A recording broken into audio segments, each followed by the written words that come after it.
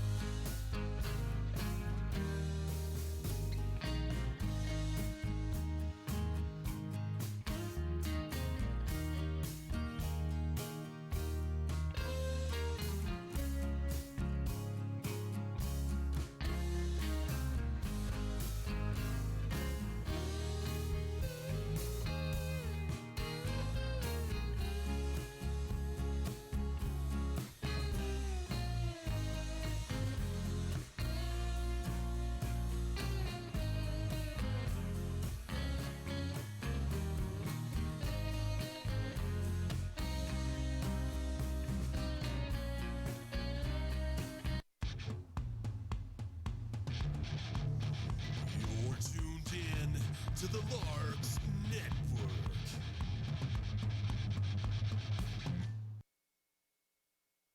Good evening, ladies and gentlemen, and welcome to game number 38 of your 2019 Hays Larks baseball season.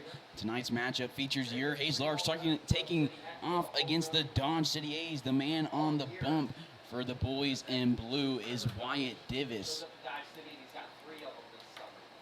We're going to have some quick adjustments here. There's something over in right field. Sutherland's going to have to go and get it as the umpire and Max McGuire noticed it. And the door to the A's bullpen open. All right, so we'll get that shut and then get our first pitch from Divis. Larks wearing their home white pants, home white vest jerseys with the blue sleeves, blue lettering, red trimming. A's with their gray road pants, green uniforms with the yellow lettering. So Divis goes from the stretch, throws a fastball and slider. Talking to him before the game, he said, "That's all I need." First delivery here to the leadoff hitter, and number 15, Brett Graber, the right fielder, misses low on a slider, 1-0. Divis, he's 4-1 on the year through 8 appearances. This is his 6th start. He's gone 33 innings, struck out 40, walked 13, has an ERA of exactly 3. His second delivery here to Graber is going to catch the outside part of the plate on another slider, quick 1-1.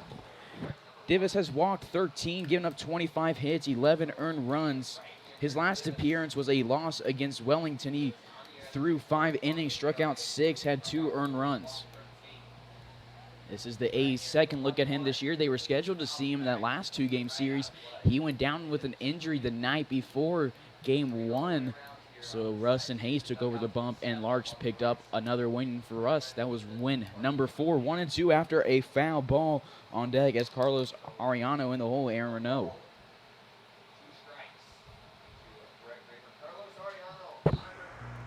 One and two, Divis gets set. He delivers to McGuire. This one swung on, grounded over to the left side into the Larks dugout. Frank Leo and Steve Sedbrook both reaching for it, the 2 base coaches for your Larks tonight. Tony Gonzalez is the 3rd base coach and head coach for the Dodge City A's in his 2nd season of work for them. Frank Leo bound to wrap up his 37th season with the Larks. This is the last regular season game. They have a half a game lead against the BJs in the Jayhawk West Division standings after losing last night. One that Larks just couldn't capitalize on key moments and ended up falling to the A's. 2-2. It's a scorcher here, and Graber fouls this one off. We'll see if that heat gets to any of the guys on the bump. It's Divis for the Larks, Hirschberg for the A's. And Divis, like I said, it's his second look at the A's. He had a 7-1 victory against them in his first appearance versus them in his only one. Win a complete game, went through 5 strikeouts, 3 walks, 3 hits allowed, and 1 earned run. That was a 1 swing of the bat home run. The Larks won that game, and since then they went on a 5-game winning streak. A 6-game winning streak against Dodge. They dropped their first one against DC all series, and that's going to be an E5 Hutchinson, a guy who just graduated from Hays High, struggling to get that one leadoff base runner.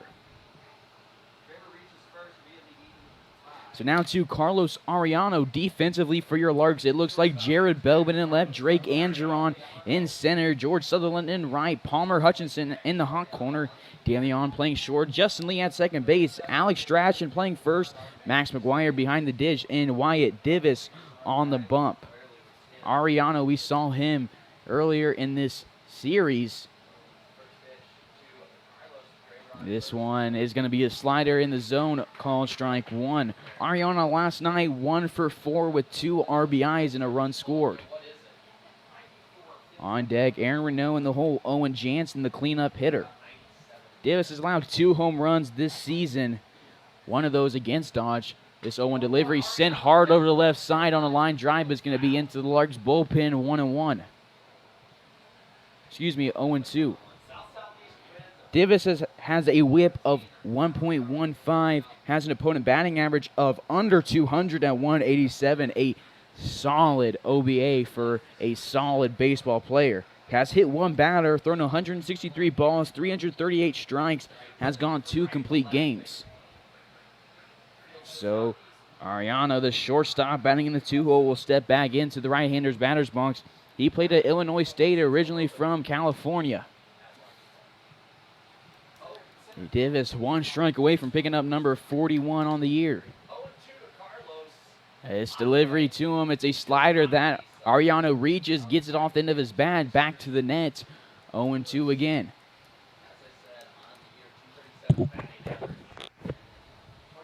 Due up for the Larks in the bottom of this inning, it's going to be Andrew Divis, Lee, and then Strachan.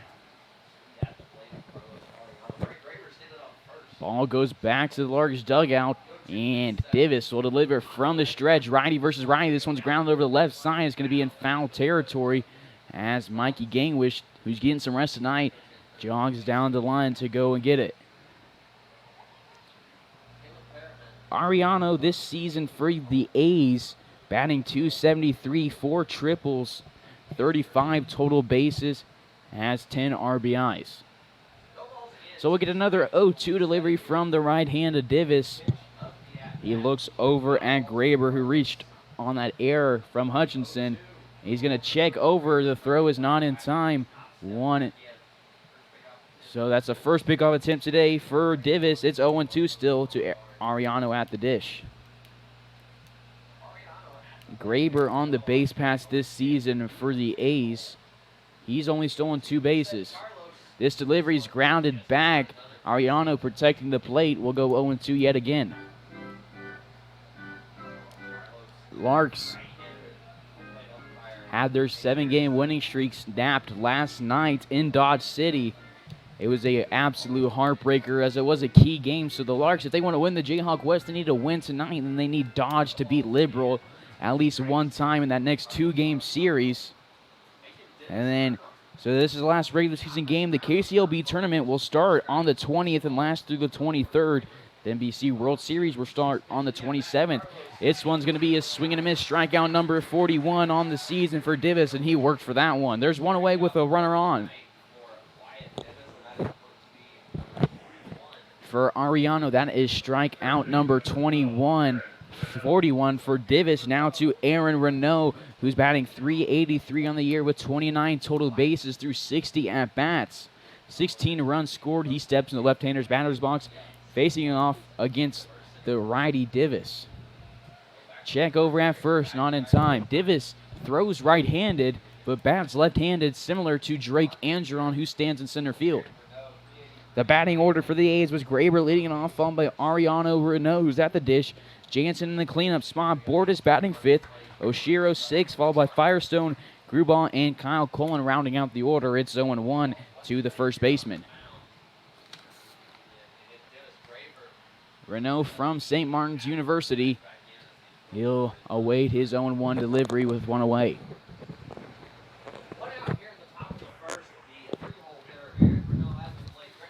Dodge now has a 3-game win streak. They're 4-9 in the Jayhawk West Division. Graber goes. The throw from McGuire to De Leon's not going to be in time. Graber is now in scoring position with one away, and it's an 0-2 count to Renault.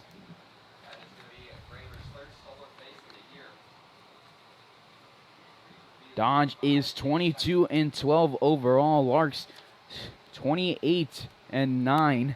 9-6 in the Jayhawk West Division, 15-1 in the South Central Division, 24-7 in the KCLB. Now, Graber on the base pass this year for the A's has 3 stolen bases, have been caught once. He's 3 for 4, and it's 1-2. Owen Jansen on deck, Bailey Bordas in the hole. Divis with that slider gets a sign from McGuire, and we'll go here. Larks left a lot on base in last night's ball game, looking to get the A's with one here. This one's ground over the right side. Justin Lee moves to his right, and the throw over to Renault is in time. So Renault is out. Runner advances to third. Graber is 90 feet from scoring with 2 away. So now to the cleanup hitter, Owen Jansen. Justin Lee at second base has played a lot of outfield this year for the Larks, mostly in left field. Has since seen a lot of action at second base in about this last third of the season. for Jansen. He comes in this one batting .254 with 12 runs scored in 16 hits. Graber started out this inning reaching on the air. Davis got Ariano to go down in strikes and then got Renault to ground out to Lee. It's 1-0 as this one misses the zone.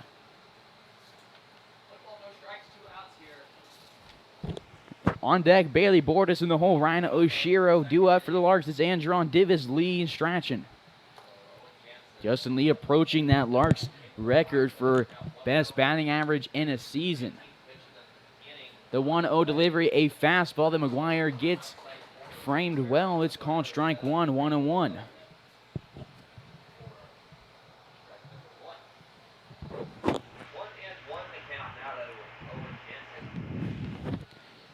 Davis looks over at Graber. Hutchinson playing away from the bag.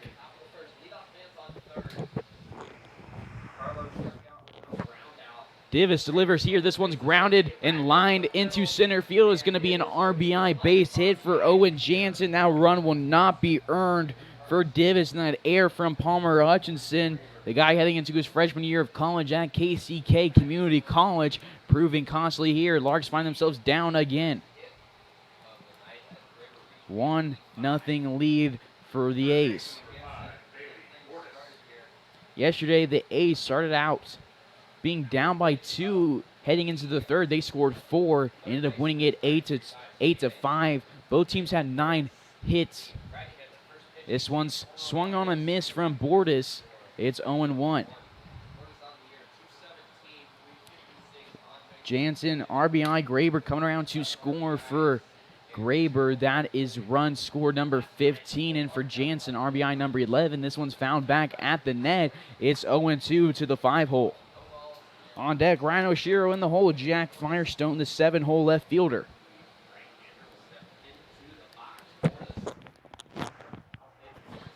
Larks have 2 guys getting rest that are position players. Mikey Gangwish and Jace Armstrong. Davis gets his second strikeout tonight, and he catches Bordas looking. A's get 1 off the bat of Owen Jansen. It's going to send us into the bottom of the first. Larks trailing Dodge City 1-0.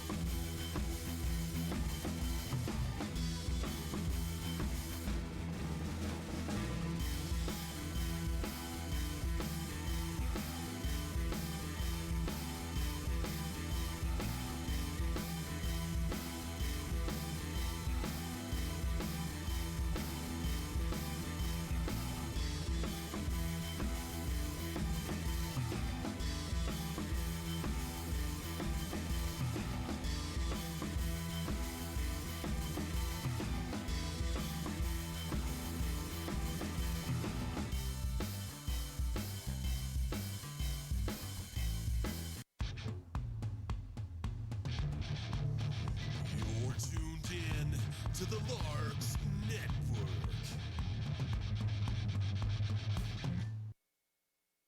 Drake Andron's going to lead off the bottom of the first for your Larks. He was a league leader in hits. He was passed by Justin Lee just recently. He's still having himself a great season. It's 1-0. This is his last regular season game with the Larks here at Larks Park. He'll be playing here at Larks Park in the spring for the Fort Hays State University Tigers. He calls time as Hirschberg delivers. They're going to say Andron didn't get time called in time. 1-1. The home plate umpire, Nate Garrison. Andron has some words for him. Hirschberg, his last appearance was versus the Larks. He took the L, went 3 innings, had 11 earned runs, struck out just 2. 1-1. And Hirschberg, he's 2-3 on the year through 5 appearances. And Andron's going to swing at this one. Frustration from the Larks already as that time called. Not something you like to see. Hirschberg's gone 23 innings, struck out 24, walked 13, has given up 31 hits, 21 earned runs as an ERA over 8 at 8.22. This delivery to Andron is going to be in the left-hander's batter or the right-hander's batter's box, 2-2. Andron, similar to Divis, he throws right-handed but bats left-handed. Hirschberg sports that number 8 jersey. He's from Los Angeles, California, from Occidental College. Defensively for the A's, it's Firestone in left, Coleman center, Graber in right, Bordas manning the hot corner, Ariano at shortstop, O'Shea at second, Renault at first, and Grubaugh behind the dish. 2-2 with Divis on deck. Andron batting .358 with 44 singles, 54 hits. This one's grounded over the left side. Bordas fires it quick. There's one away. So now to Wyatt Divis, the pitcher and DH. Divis comes to this one batting .323 with 8 doubles, a triple, and 3 home runs. 51 total bases and 31 RBIs and just as many runs scored.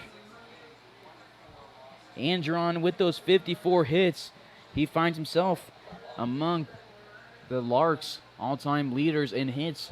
All-time leader has Jeff Namier. He has 84. Austin O'Brien in second with 82. Justin Lee batting way over 400 right now with a batting average of .449. He is on deck. The all-time leader is Vic Huggins with a .459 batting average, and that was in 1957. Jim Sullivan will be in third with .441 in 1985. Justin Lee had a great season all the way through, never had a slump, always putting his barrel the barrel on the ball, and he's been among the all-time greats. Leads the league in total bases, leads the league in hits, leads the league in batting average, is among the league leaders in stolen bases. But right now it's Divish at the dish. He's 0-2.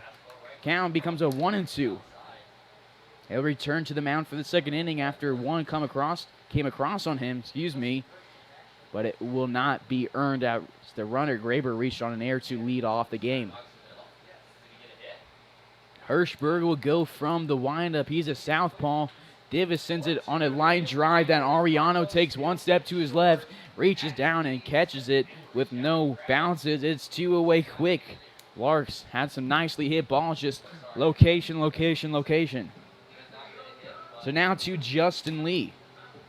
2 away, it's a 1-0 lead for the A's in the bottom of the first.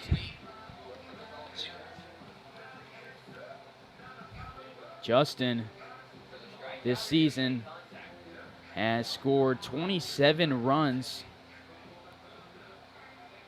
And last night, he went 2 for 3 with a run scored and a walk. He has 20 stolen bases on the year. He's second behind Andron, who has 26, and that ties Andron for 8th all-time in a Larks uniform. 0-1 on Justin Lee, tonight's second baseman. On deck is the beverage batter, Alex Strachan, in the hole, George Sutherland. 0-1, he sends up the middle. It's another hit, adding to that great batting average, looking to break the record as the game has still not been put in. So good for Justin. He's on with 2 away. So now to Alex Strachan, the beverage batter. If he gets a hit, half-price drinks for the Larks fans And the Larks community recognizing that it's the last regular season game, showing their support tenfold. It's a packed night with fans still in the pavilion on the side of the field. And Strachan will step into right-hander's batter's box. Strachan had that double play last night with the bases loaded and one away. It was a heartbreaker. They're going to say this one missed, 1-0. All in all, Strachan went 1 for 3 with a run scored, a walk, and an RBI against Dodge yesterday. The 1-0 delivery is going to be above the letters, 2-0. Sutherland on deck, Belbin in the hole. Strachan batting .301 with 17 singles, 22 hits, 4 doubles, and a solo shot. Hirschberg will step off the rubber with 2 away and Justin aboard at first. Strachan has scored, or has driven in 17, scored 10 himself. He's taken this fastball. It's 2-1. Strachan's ninth first baseman.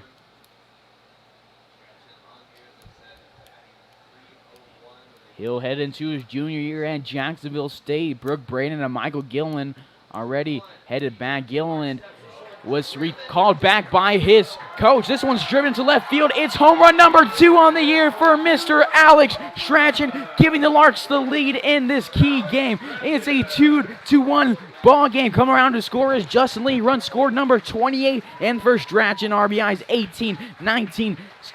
Extra base hit number 6. It's a 2-1 ball game in this long-time rivalry. The fans on their feet in support of the big man from Madison, Alabama.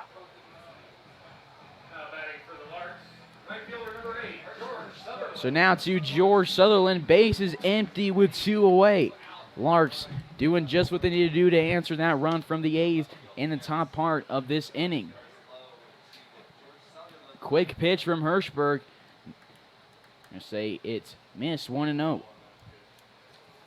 It's Nate Garrison on the home plate umpire duty. Dave Hanslick on the bases. It's 2-0 quick on Sutherland. Sutherland batting .354 on the year with 45 hits, 63 total bases, 34 RBIs.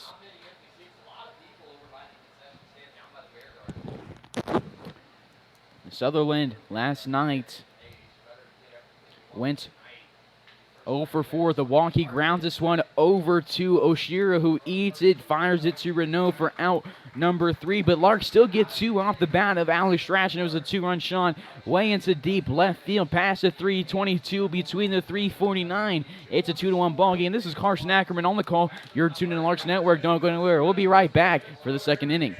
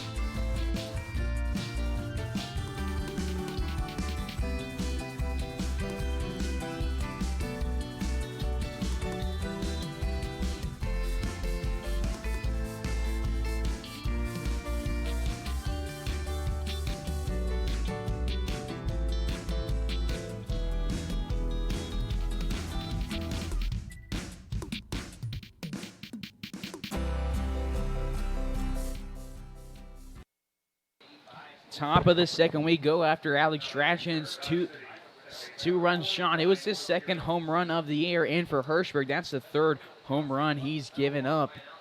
Davis returns to the bump. 1 run has scored on him. It wasn't earned.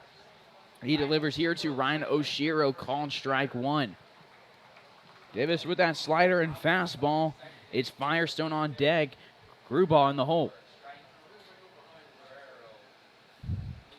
1 hit for the Larks.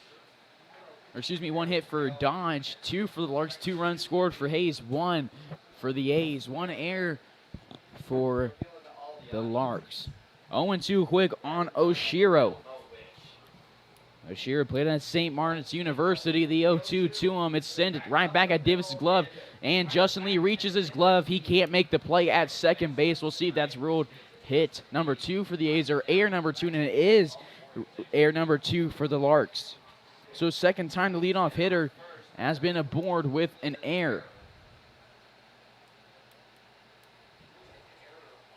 And error should on the scoreboard. It officially will go in the scorebook as a hit.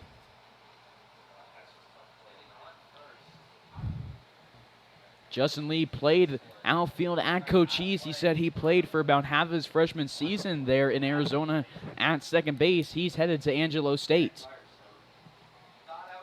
He is one of the 2 Cochise guys that just finished their sophomore season. He's with George Sutherland.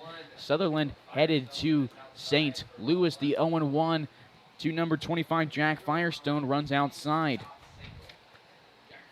Firestone did not appear in last night's ball game. He's from Purdue University, originally from Zionville, Indiana. 1-1. This one sent at De Leon. He reads it well, throws it to Divis. Divis throws to Strachan. The throw is going to be in time. It's a double play. And for Firestone, that is going to be the first time this year he's grounded into double play. There's 2-way. De Leon has been flashing that glove all series long in this long 8-game stretch. He's been flashing all season, but with the injury of Matt Cavanaugh, he's really had that chance to shine, and he has taken advantage of every single moment. So now to the 8-hole, Josh Grubauer, the catcher. 2 away with the bases empty. Grubauer, a right-hander facing off against the righty Divis. This one is fouled back at the net. 0-1. Josh Grubauer from Kansas Wesleyan, originally from Owasso, Oklahoma. Coming off his senior season there, he's listed as a 5'7" catcher. This 0-1 delivery, it's a swing and a miss. Now he is behind 0-2. On deck, bottom of the order, Kyle Cullen. Due up for the Larks, it looks like Jared Belbin, Max McGuire, and Jimmy De Leon. We're going to get time called. 2 hits for both squads. Larks have a 1-run lead. And it's a 2-1 ball game here with 2-way in the top of the second. Divis delivers this one, a fastball that misses low, 1-2. He's a Hutch product after coming down from Lincoln, Nebraska. Played 2 years for Hutch Community College. Just finished his junior season at UTA. Max McGuire from Lincoln, Nebraska as well. Played at Hutch Community College, just finishing his sophomore season. It's a drop third strike, and Grubauer heads to first base, and they're going to get the throw to Strachan in time for out number 3. So Justin Lee, that nice play, or that could have been, is ruled a hit. Number 2 on the day for the A's. That runner is out on double play, and Larks do damage control to send us into the bottom of the second here on Larks Network.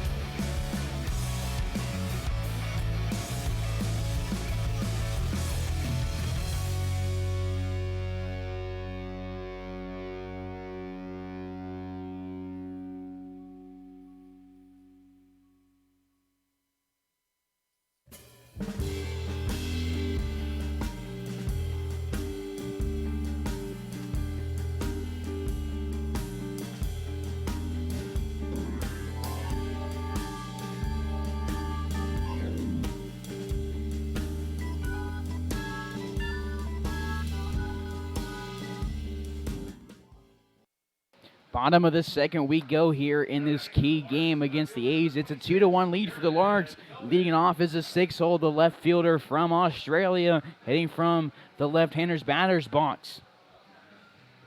It's Hirschberg on the rubber. He'll deliver lefty to lefty here. This one on the outside part of the plate, called strike one. A nice pitch from Hirschberg. Belbin in last night's game starting left field was moved into third base for his first time playing the hot corner for the Larks. Has played there previously in his career, just not for the Birds. Last night he went 2 for 4 with a run scored.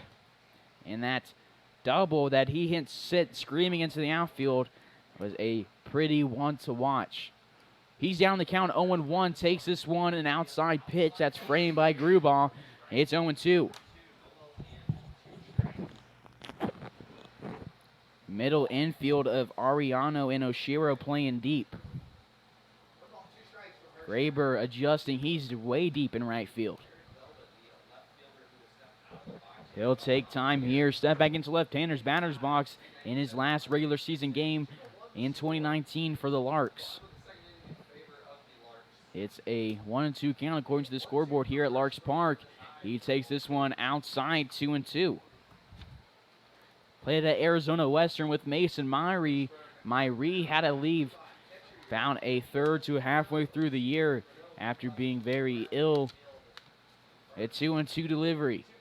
He turns on one that's inside, gets his hands around. It's going to drop past the, or to the right of the foul pole in right field at the 319 off the foul fence. A tough one. That was an inside pitch that he did a nice job of getting his hands around and in on. Just a little bit foul. Had some nice contact and power like he did in last night's game. This 2-2 again. He reaches for one to protect the plate. Sends it on a blooper to left field. It's a leadoff base hit for Belbin, who's really come alive in this long stretch to end the year. He's aboard. Nobody out now to Max McGuire, the 7-hole and the catcher.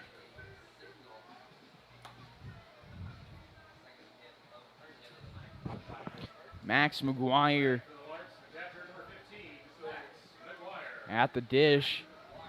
Did not appear in last night's ball game. On the season, the Double M's is batting .286 with 14 total bases. His first delivery here from Hirschberg. He steps in the right-hander's batter's box and takes this one low and away, 1-0. It's De Leon on deck, Hutchinson in the hole. Frank Leo at third base in his 37th year with the Larks. Steve Sedberg, the first base coach. Frank Leo, 2015 NBC Hall of Fame inductee, 2005 Kansas Sports Hall of Fame inductee. The 1-0, McGuire's going to take this at the chin level over the plate, 2-0. Leo, Class 5A Coach of the Year in 94, Kansas Coach of the Year in 98, Region 5 National Coach of the Year in 98. It's 2-0 here to Max McGuire. It's a scorcher here as McGuire fouls this one over the left side. It's 1-2. Excuse me, 2-1. At first pitch, it was 93 degrees. The feel-like temperature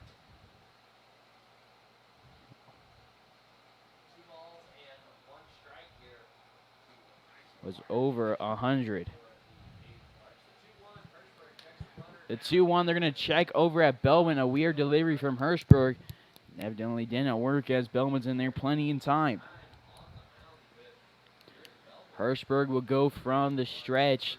Easy for him to check over at Belbin as he's a lefty. His back turned to third base, facing first base. This one's going to miss low here on McGuire. It's 3-1. It's a hitter's count for the guy who hasn't seen a whole lot of at-bats with the Larks. This is just his 43rd through 14 games.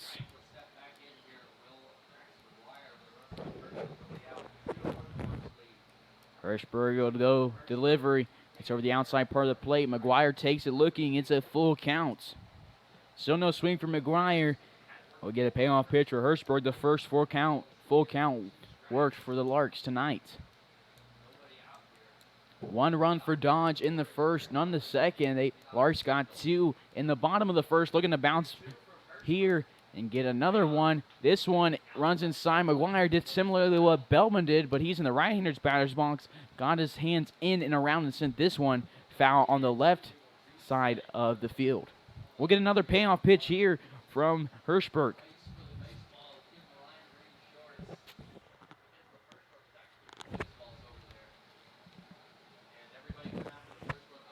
So it'll be a 7-pitch at bat at least. The second payoff pitch, Belbin takes off. It's going to run outside. So Belbin goes to second. McGuire to first with nobody out. That's walk number 14 on the year for Hirschberg, and for McGuire, walk number 7. So now to JDL. He has 2 on, one of those in scoring position at second base. Last night, DeLeon had a nice defensive game, and at the plate, he went 1 for 4 with an RBI. DeLeon, 32 runs scored, has driven in 20. He's batting .339. Coming off his freshman season at Cochise, he's headed back there for his sophomore year. He's from El Paso, Texas. Taking his talents to North Central Kansas for the summer. Larks got 4 Cochise guys this summer. 2 guys coming off their sophomore year, 2 guys coming off their freshman year. This one over the outside part of the plate, according to the home plate umpire, Nate Garrison. George Sutherland and Justin Lee committed to playing for the Larks about the same time in the fall. A little after that, DeLeon committed to playing, and then in the spring, Yanez committed. Yanez, about halfway through the season, to 2/3 of the way through the season, had to return home. 0-1 with nobody out. Hirschberg's going to step off the rubber. That single from Bellman was hit number 3 on the day for the Larks. 2 singles, and one of those hits was a home run off the bat of Strachan.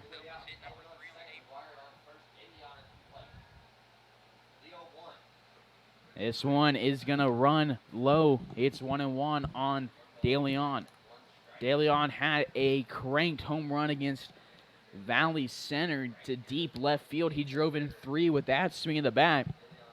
That was in the same inning when Justin Lee hit his first home run of the year. It was a grand slam.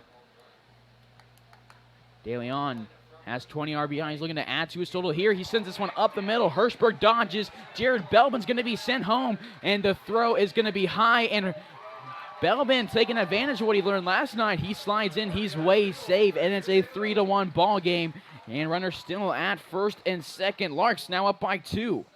Still nobody out. So now to Palmer Hutchinson, the bottom of the order. RBI number 21 for DeLeon, and for Belbin, run scored number 31. Hutchinson, a new addition, has been on the team for about a week. Hutch batting .667 through 3 at-bats. So he's had 2 hits, but he scored twice. He's also driven in 1. Don't believe those stats are correct, as the Denver series still not put in correctly. It was later, but he's had more than 3 at-bats. 0-1. He gets a sign after showing bunt from Frank Leo. We'll see if we do it again.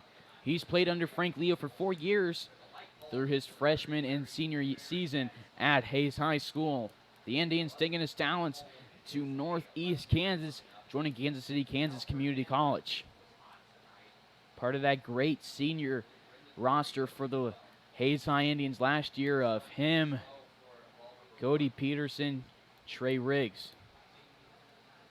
1-1. Trey Riggs threw for a little bit for the Larks, did not have his proudest outing. Nonetheless, it was a loss for the Larks against the Collegians. 1-1 the delivery to Hutch. Runs low, 2-1. Brock Loomis, another one of those Indians. He's heading into his senior year. He is on the bench right now as the Larks need depth. They have 9 position players on the roster, and 2 of those are catchers. 2-1 to Hutchinson. He sends it to left field. Firestone takes a couple steps back. It was hit well. Between that 322 and 349 marker, there's one away. It looked good off the bat. Firestone was able to track it down for out number 1. So now to the top of the order, Drake Andron, who grounded out to Bortis to start the bottom of the first.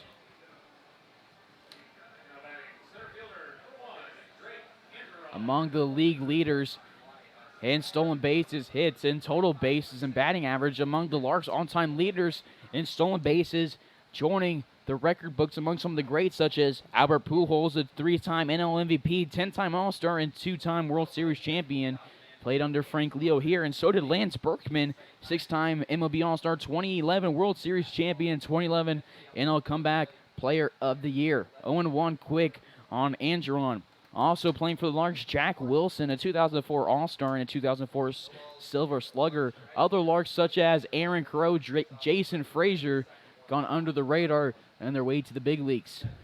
Larks have had several draft picks this year. We expected Mikey Gangwish to be one of those.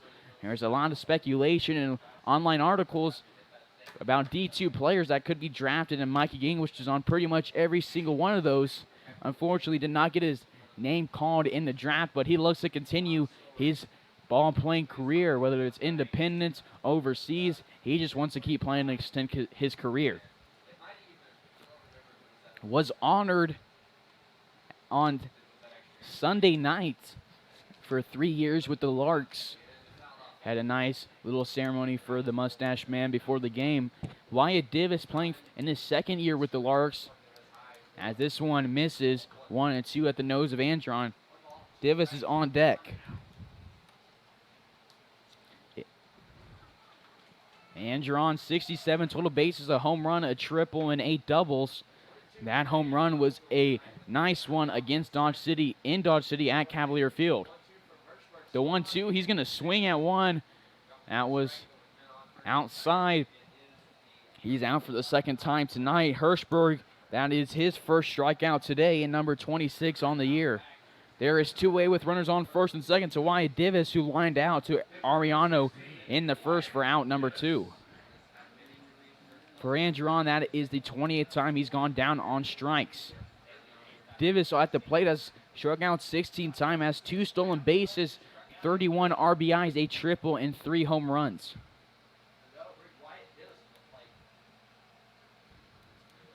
He is a lefty, or hits left-handed. He throws right-handed. He hits this one to center field. Colin moves to his right, and then he's going to make the catch for out number 3. Larks get 1 here in the bottom of the second. It's going to send us to the top of the third here on Larks Network. It's a 3-1 ball game. This is Carson Ackerman on the call.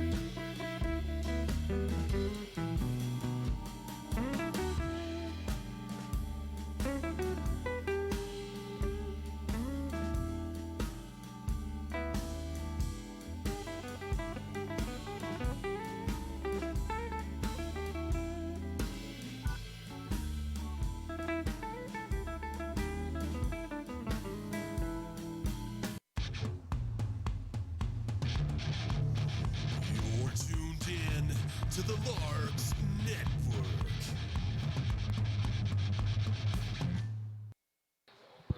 Top of the third we go here on Larks Network. Wyatt Divis has struck out 3 through 2 innings of work. He's back on the rubber. The first guy he faces is the bottom of the order, Kyle Colin. First delivery to him, a fastball in the zone called strike one. Colin from Stephen F. Austin. He's from Mansfield, Texas. A 5'10 outfielder weighing in at 150 coming off his junior year. He throws and hits left-handed, and he finds himself down 0 in the count. It's called strike two. 2 quick strikes from Divis. No swing from Colin. Colin appeared in last night's ball game. 3 walks, 1 hit, and that 1 recorded at bat. 1 run scored. His first 3 at bats, all base on balls on the season. That was his first hit. Came in that one with 4 at bats. He pops this one way back into the left. So we'll go 0-2 for pitch number 4. On deck is the top of the order, Brett Graber. In the hole, Carlos Ariano, the shortstop who struck out in the first.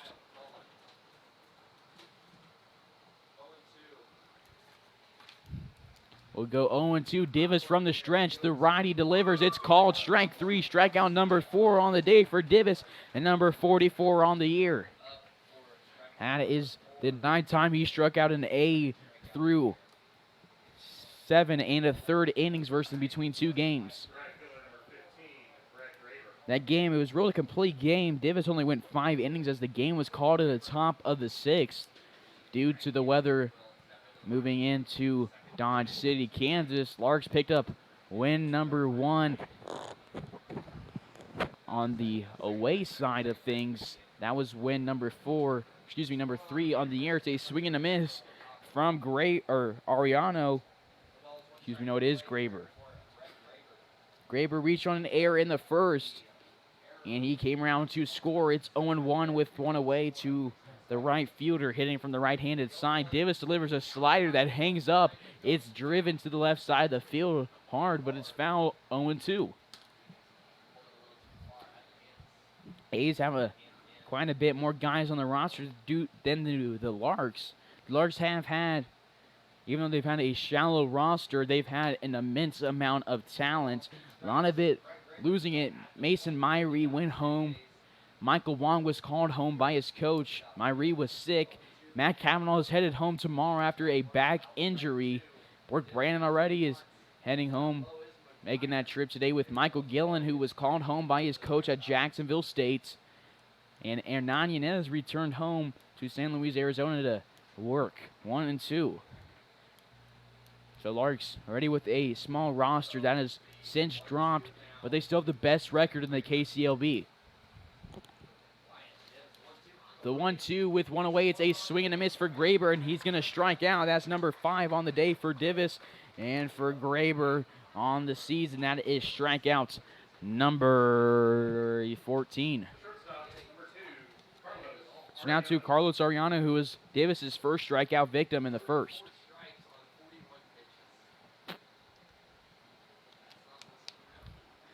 So now to Ariano, the shortstop who Divis lined out to. We might see Tommy Garcia on the mound tonight. We will likely actually see him. Larks don't want to abuse Divis' arm, even though we'll get some nights off. This one's popped into left field. It's going to drop on 1 in front of Belbin, and it's a 2-out base hit for Ariano. He's now 1 for 2 on the day. So now to Aaron Renault, who grounded out to Justin Lee for out number 2 of the first inning. He advanced Graber over to third base in that inning, and then Jansen drove him home on the next at bat.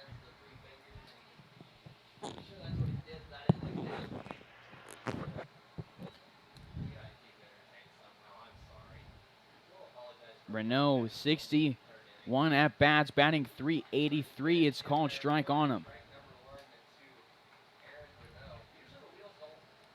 Top of the third with 2 away. A runner at first in Ariano. Larks leading the Dodge City A's 3-1. This one's going to be right above the letters of Renault. McGuire tried to frame it. It's 1-1. McGuire does an awesome job of framing things.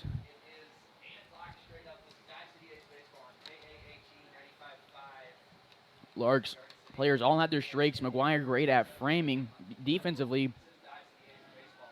And this one, the runner goes. He keeps things in front of him just like he did right there as this one's 2-1.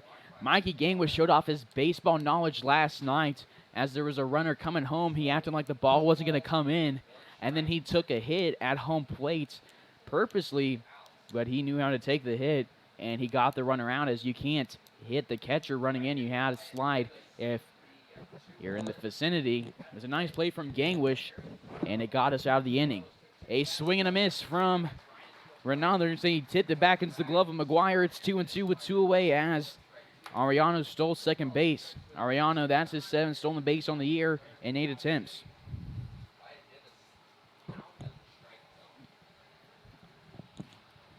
Two's count with 2 away. Davis gets a sign from Max McGuire behind the dish. And he'll agree on it after he flashes his glove to hurry up, and we're going to get time called from Renault.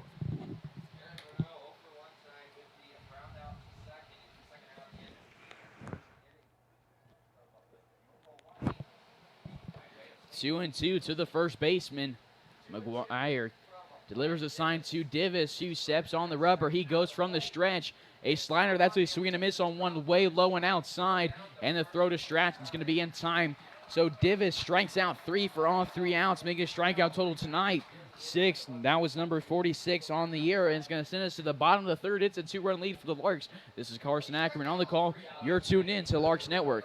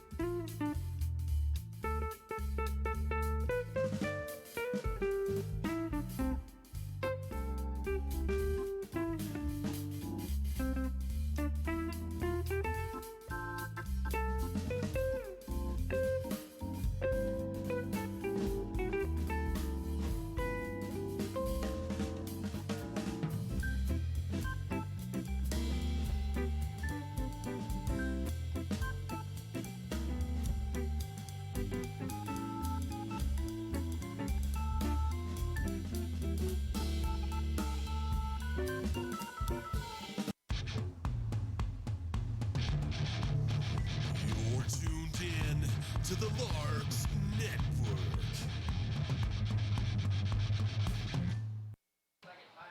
Leading off is Justin Lee. He singled in the first, came around to score on the Alex Strachan 2-run shot to left field.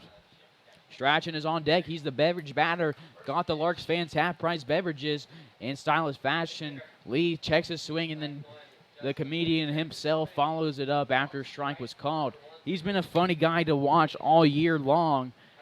Has a nice mix between talent and humor. He knows when to use it and when to be serious and professional. He was hit by a pitch in Clearwater, and it was one that looked like it hurt. He fell down, looked like we were going to need to get some medical attention. All of a sudden, he stood up quick and sprinted to first base. The entire Larks dugout was howling, and even the Clearwater guys thought it was pretty funny. It's 1-2 according to the Larks Park scoreboard. It's now 2-2 on Jay Lee. And the umpire holds up his hand saying it is a 2-1 count. Larks fans, make sure you follow the Larks on Twitter and Facebook. Subscribe on YouTube. We have 500 subscribers to go to that 1,000 mark. Once we do, we'll be able to stream the games directly from the Larks homepage. It'll be much appreciated. you'd hit that subscribe button. This one's hit hard into right field. Graber makes the catch at about stomach level after losing it for a bit, and Justin Lee heads back to the dugout 1 for 2. Still having that great batting average, he's going to put his name in the Larks record books regardless of what he does tonight. One away now to the beverage batter, Alex Strachan.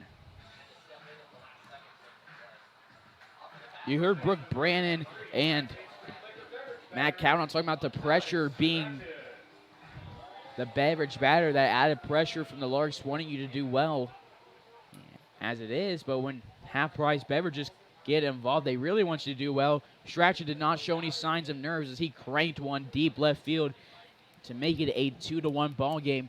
And then in the second inning, Jared Belbin scored off the bat of Jimmy DeLeon, making it a 3-1 ball game. Divis has gone 3 innings, no earned runs.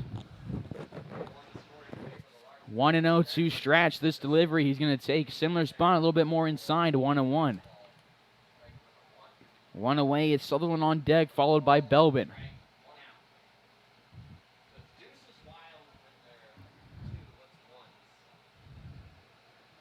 Larks have 4 hits versus the A's 3. 3 runs for your Larks, 1 for Dodge. The one's delivery misses low, 2-1.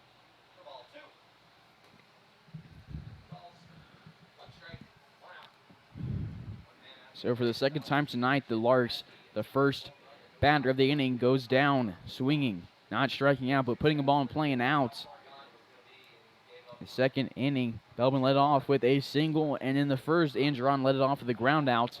It's 2-2 now on Strachan. This is the Larks' first league in the KCLB, or the first year in the KCLB. They've been in the Jayhawk League since 1976. The KCLB started in 1999. They joined the Jayhawk West Division this year as the Jayhawk League broke up last year. They're looking to reform the Jayhawk League next year and add in some Colorado teams as Strachan strikes out swinging. Strikeout number 2 on the day for Hirschberg, and there's 2 away with nobody on for George Sutherland. 0 for 1 on the day with a ground out to Oshiro in the first. So for it being the first year in the league, Larks has shown that the Jayhawk West Division has a lot of talent, whether it's in Dodge or Liberal. That's been the toughest division in one of the all of summer leagues. That Jayhawk West Division has absolutely creamed the South Central Division in interleague play. The Larks are 15-1 in the South Central Division. They had a close game against Wellington that the Larks really just beat themselves on and really didn't lose to the Heat. They lost to themselves. It's 0-1. Other than that, it's been a great year for the Larks. They have the best record in the league. And it's 0-2 as Sutherland sends this one screaming over the right side, but foul. On deck is Belbin in the hole, McGuire. Larks need to win this one if they want a shot at the Jayhawk West title, and then they need the A's to beat the BJs in at least one of the next 2 games. This one's lined straight at Renault, who doesn't have to move, just sticks his glove out, makes the catch for out number 3. Larks go down in order, not scoring a run for the first time all night. We're going to go to the 4th inning here in Larks Network. It's a 3-1 ball game.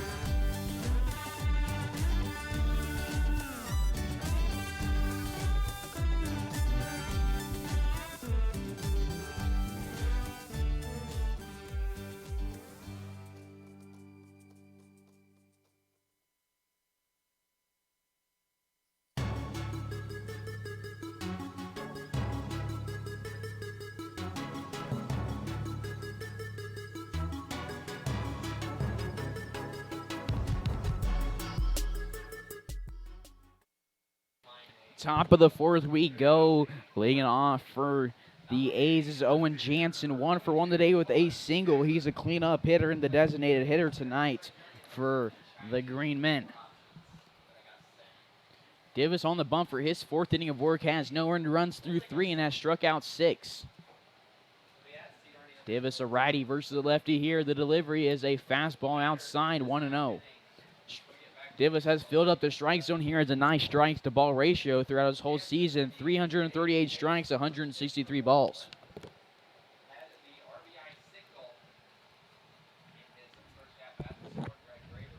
On deck is Bailey Bordas and the whole Rhino Shero. Back-to-back balls for Divis. It's 2-0. Jansen singled with 2 away in the first with a runner at third. He drove in Graber.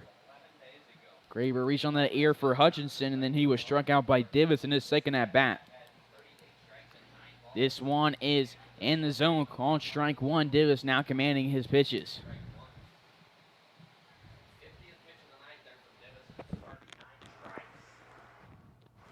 Two and one with nobody out and nobody on.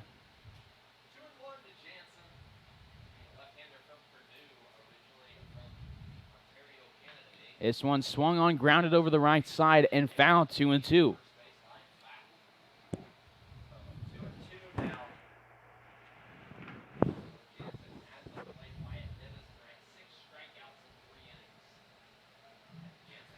This is the end of the regular season for the Larks.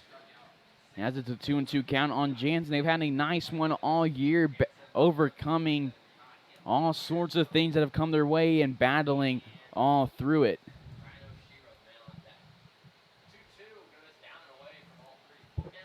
It is a full count now on Jansen.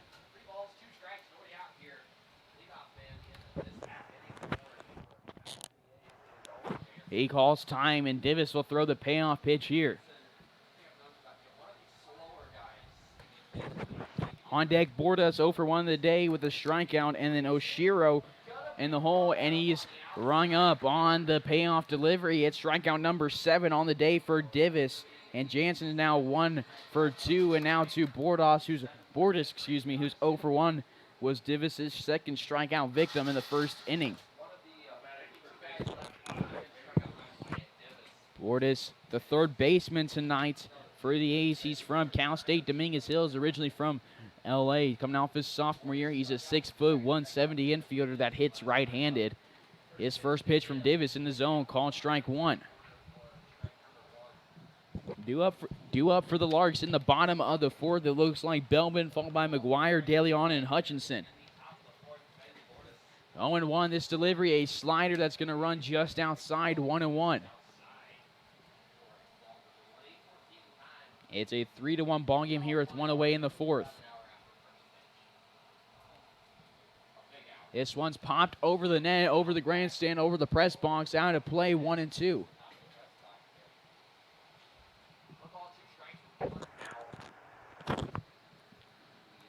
We'll go here. Divis gets his grip. We'll see if it's either that fastball or the slider here. It's a 1-2 count. The delivery, check swing from Bordas. Did he go? They're going to say he did. It's a drop third strike, so McGuire with the ball in hand is going to tag him. And there's 2 away. Strikeout number 8 on the day for Divis. He is dealing here. He's had the A's number all year long. He's had 1 earned run, and that was in the first game. He's since gone 3 2/3 without 1. So a great start for Divis tonight. There's 2 away. He has now 48 strikeouts on the year, and Bordas is now 0 for 2 with 2 strikeouts. And for Bailey, that was strikeout number 16 on the year. So we're going to get a warning into the Dodge City dugouts. And there's 2 away, and the bases are empty. It's Ryan Oshiro at the plate. Oshiro singled in the second. It was a tough play that would have been made by Justin Lee, and that right there is going to send us into the bottom of the fourth. It's a 3-1 ball game for the Larks here on Larks Network.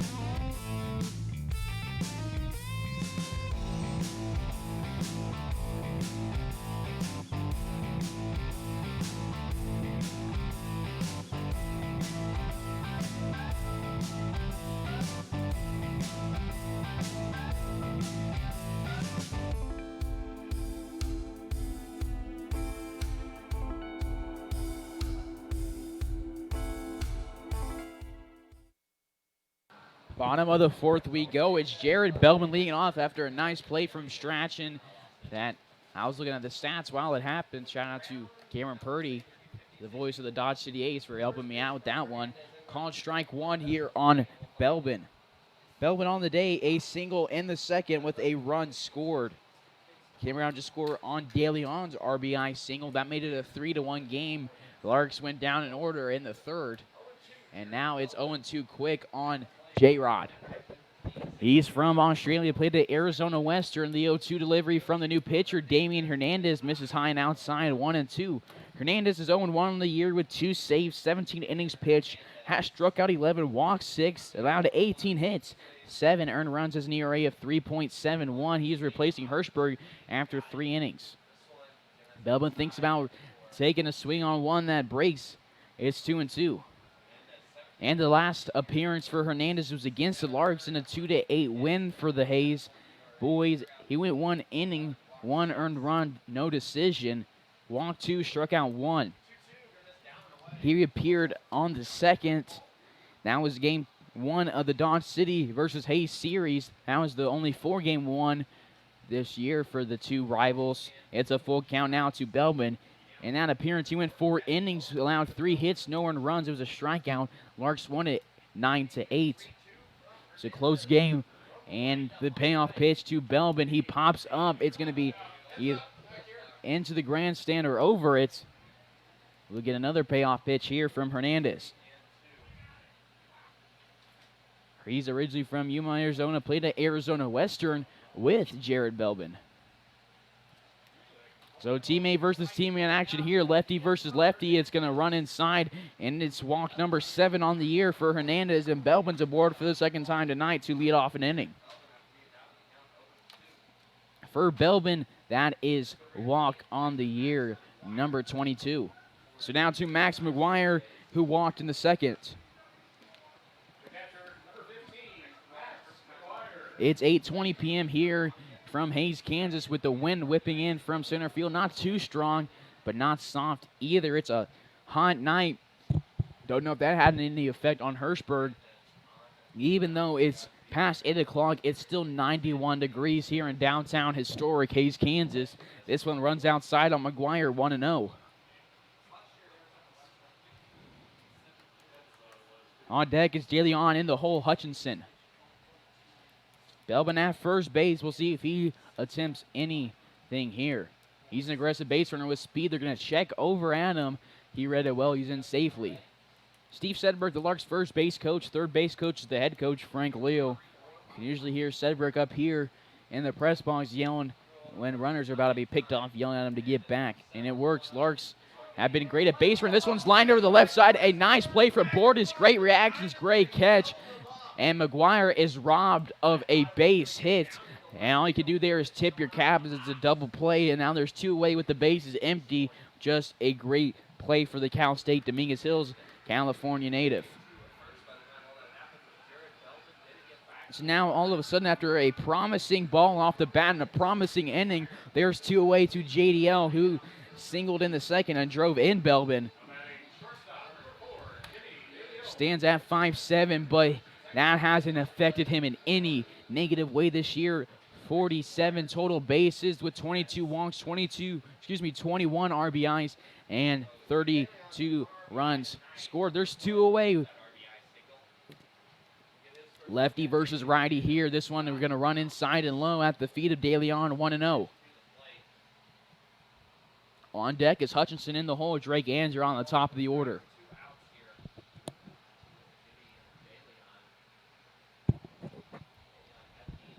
One and 0 with 2 away. This one is going to catch the inside part of the plate. De Leon thought it was in, tried to sell it. It's called strike.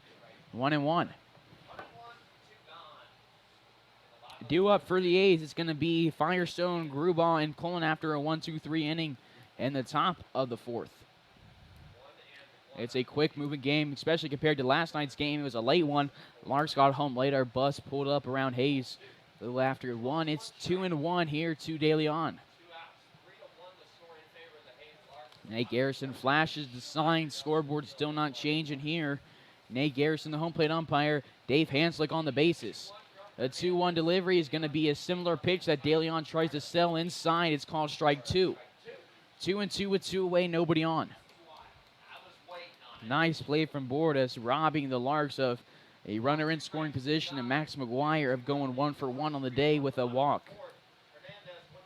The 2's delivery. It's a off speed that DeLeon fouls off the inside part of his bat and off his foot. He looks like he's going to hobble but remain in the game. He's a tough one, and the Larks just can't afford to lose anybody right now, especially the shortstop, who is absolutely on fire right now.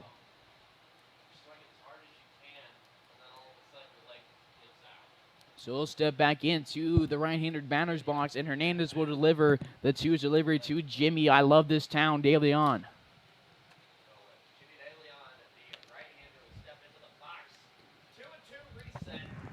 Hernandez, the southpaw, with DeLeon on the inside part of the batter's box. This one, a outside pitch. It's a full count to DeLeon.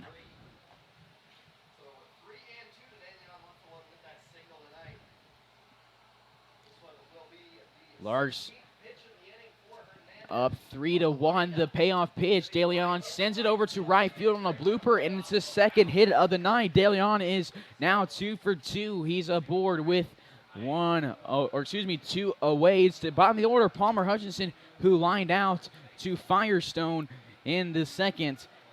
Jimmy, I love the town, DeLeon at first. Drake Andron on deck, top of the order. Wyatt Divis in the hole. We'll likely see Divis return for the 5th. He's dealing here. Larks, we'll see if they have to use their bullpen. They probably will. It's hot out. Divis eventually will run into some stamina issues, but we haven't seen that at all tonight. He's been hitting the zone and delivering some nice pitches. We expect to see Tommy Garcia in the bullpen coming in relief at some points. Don't know about who else. 0-1 is the count to Palmer Hutchinson, the third baseman from Hays, Kansas. He sends this one into center field on a pop-up. It's a tough one. Colin Ariano moved towards it. Communication done well by the A's. And Colin will make the catch, calling off Ariano for out number 3. Larks strand 1 aboard. And we're going to go to the 5th inning here on Larks Network. This is Carson Ackerman on the call. Larks lead the A's by 2.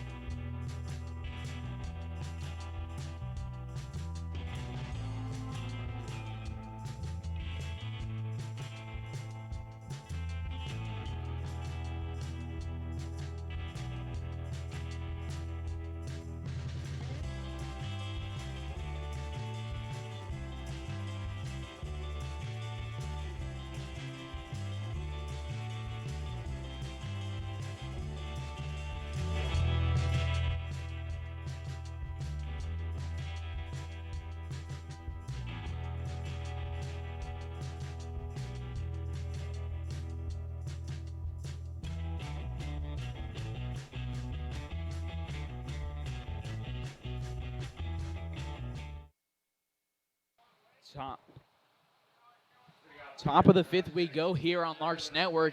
It's a 3-1 ball game with your Larks in the lead. The first delivery here to Jack Firestone, who was part of a double play in the second. It runs outside 1-0. Mikey Gangwish and Matt Cavanaugh tonight, celebrity ticket sellers for the Larks. Gangwish getting the night off. Matt Cavanaugh, it's his last night. And Hayes, he's headed home tomorrow. It's 1-1 on Firestone. Firestone from Purdue University. We thought Kavanaugh would be back for this series after a back injury, and then it looked like, oh, he'll be back for the league tournament. Then, oh, maybe we'll get Mac back probably for the NBC tournament, and now his back injury is more serious than we thought, and he's headed home. We wish Mr. Kavanaugh the best in recovery. It's a swing and a miss for strikeout number 9 through 4 and a third for Wyatt Divis, and Firestone is now 0 for 2 in the night. One away, nobody on to Josh Grubaugh, who's 0 for 1 on the day with a strikeout, looking to end the top of the second. He was Divis' third strikeout victim. Divis looking to make it 10 right here. Divis is dealing. He's allowed 3 hits, no earned runs. The one that came across him, the runner reached on an air. He's been looking good on the mound. This one's hitting to left center. Andron and Belbin showing off that speed. They both dive for it. Luckily, they're both okay with no collision. And scratch that. Belbin is shaken up. And Larks just can't afford right there. Communication. Andron sticks out his hand. We are praying Belbin's okay. And it looks like he will be. So there's a runner at second with 1 away after that scary play. Grubaugh is aboard with a double.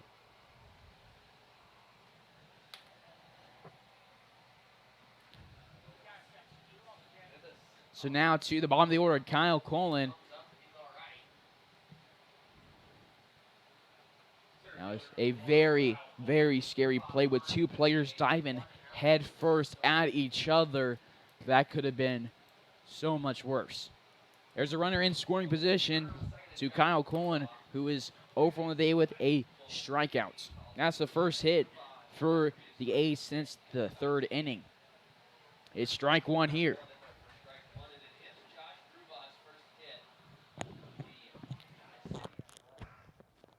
That is the 4th hit of the night for the A's. Larks have 5. We're here in the top of the 5th with 1 away. Larks up 3-1. It's Wyatt Divis dealing on the mound. He's thrown a great game through 4 and a third. This 0-1 delivery is going to miss just outside on a fastball, 1-1. Said he only throws a fastball and a slider because it's all he needs, and that statement is extremely true. It's all he's needed tonight. Like I said, he is performing a masterpiece on the rubber. He's going to spin and step off the rubber. 1-1 with 1 away, runner on second. Due up for the Larks is going to be the top of the order. Drake, Andron, Divis, Lee, Strachan. And this one is going to be over the outside part of the plate on another fastball. It's calling strike 2 here on Colin. Colin, the center fielder, a late addition to the A's roster from Mansfield, Texas. 1-2 with 1 away.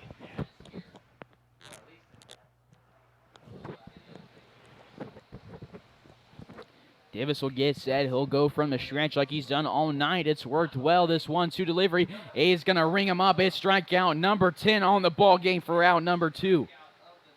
So Kyle Colin is one of the many guys to go 0 for 2 with 2 strikeouts. He joins the club along with Bailey Bordas. 2 away with a runner on second. Top of the order, Brett Graber, a strikeout reaching on an error in the first.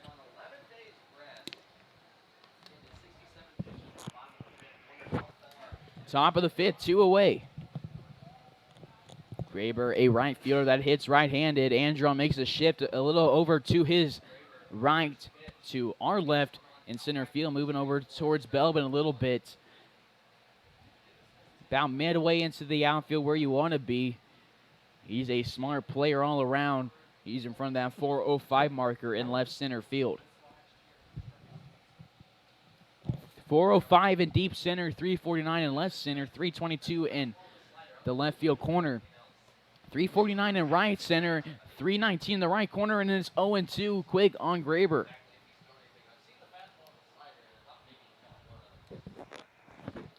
Graber finds himself down in the count again.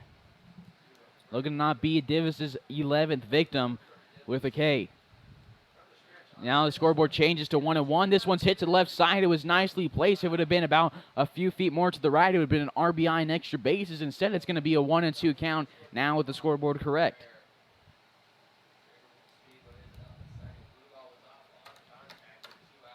It is Grubauer at second base. He had that double with one away in this inning. Firestone started off with a strikeout. Grubauer falling out with that extra base hit. Colin followed that one up, striking out looking, and now it's 1-2 to the top of the order. Like we see Damian Hernandez return to the mound for the A's in the bottom of the 5th. Divis has the A's down to their 13 final outs, has retired 14. A 1-2 delivery. It's a swung on, miss, a drop, third strike. McGuire dish this the mass, and he'll fire to Strachan. Strikeout number 11 for Divis. That's the second inning. He struck out all 3 outs. It's going to send us to the bottom of the 5th here on Larks Network. It's a 3-1 ball game in favor of your Larks.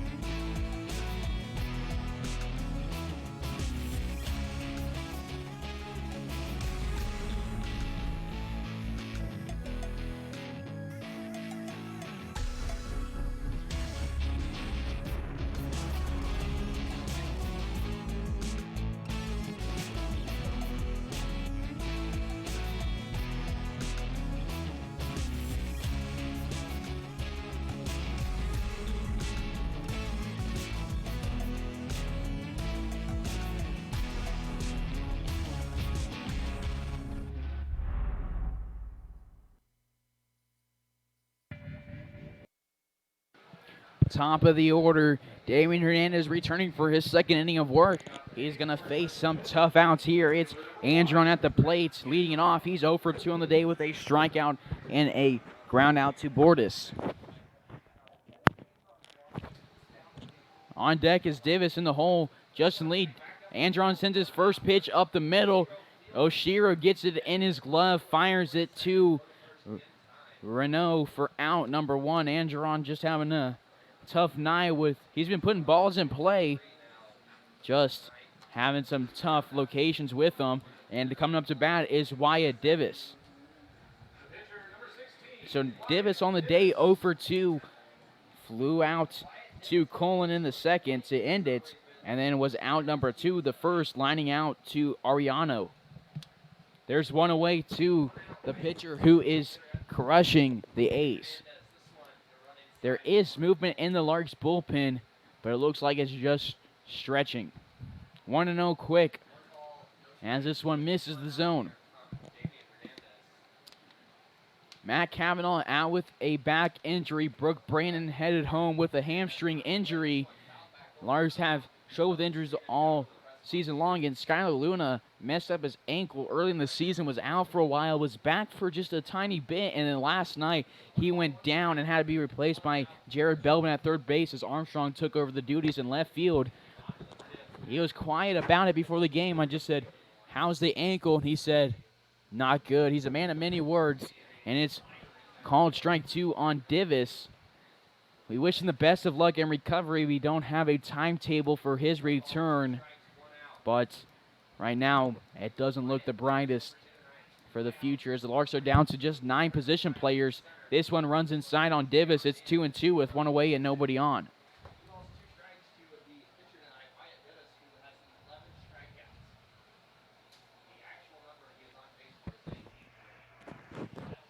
Five hits for Hays, 4 of those, or excuse me, 4 for the A's, 3 runs for the Larks, 1 for Dodge. This one's popped into left field, and Firestone retreats a few times, changing his body position, and he makes the catch for out number 2. 2 up, 2 down for the Larks here. Now Justin Lee at the plate, 1 for 2 in the day with a tough flyout and a single that he scored the first run of the game on.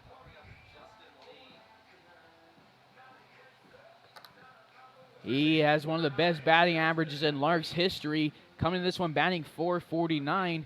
Leads the league in total bases with 88. He has 89 right now, looking to add to his total here. He has scored his 28th run of the season, has driven in 42. He also leads the league in that category. 2 home runs, 3 triples, 13 doubles, 46 singles, and 26 walks, 7 hit by pitches. 1-0.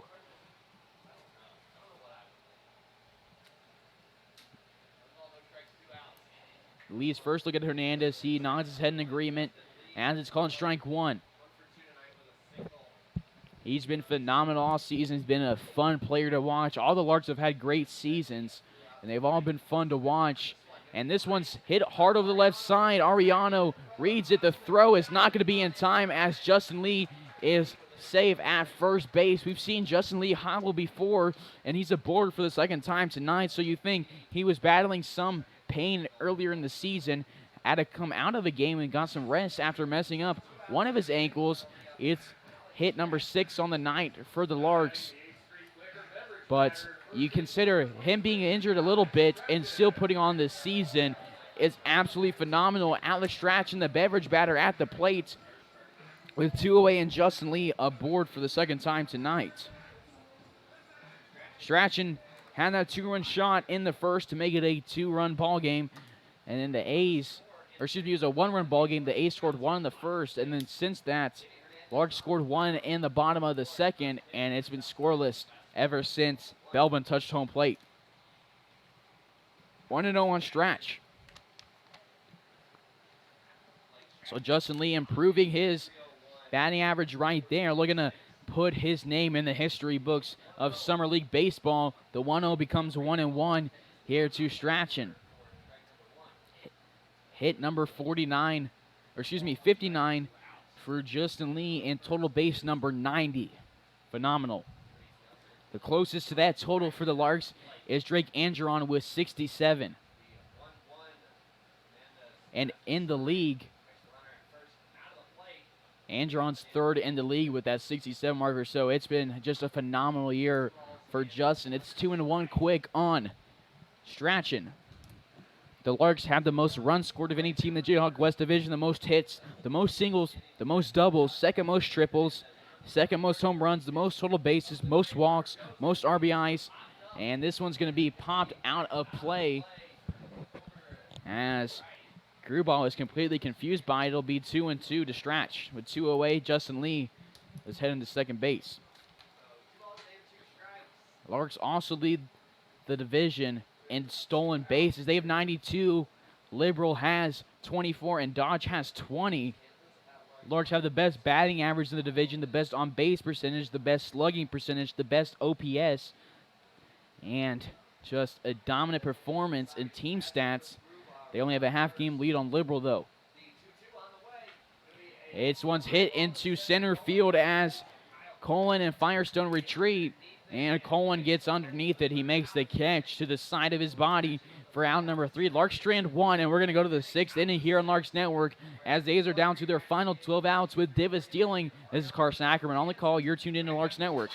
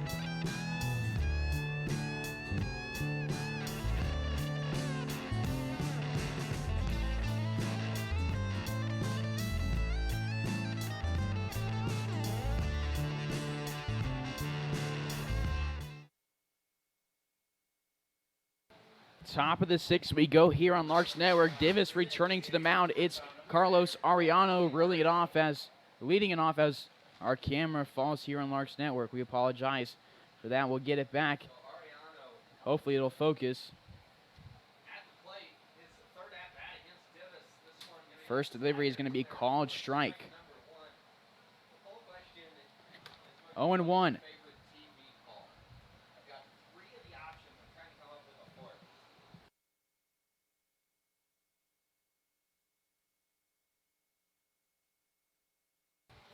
1-1 at the top of the 6th with nobody on, nobody out. Arellano at the plate. 1 for 2 in the day with a single and a strikeout. Divis has struck out 11 through 5. This delivery, a slider, a nice one over the outside part of the plate. Arellano smiles at it, but Divis smiles back as he knew it was a pretty pitch for a called strike 2.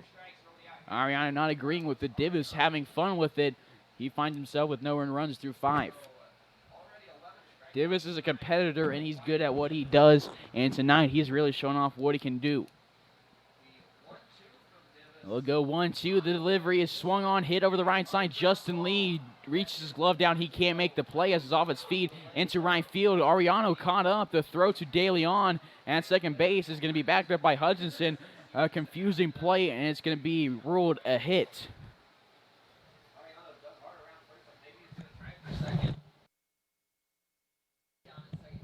And scoreboard showed an error. It'll actually be ruled Justin Lee's, showed a hit. It'll be ruled Justin Lee's first error of the night, as Arellano's aboard first with nobody out.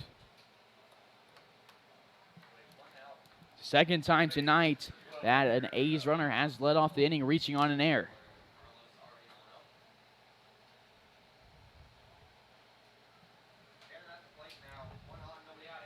The first delivery here to Aaron Renault is called strike 1 over the plate. Renault 0 for 2 in the day with a ground out and a strikeout.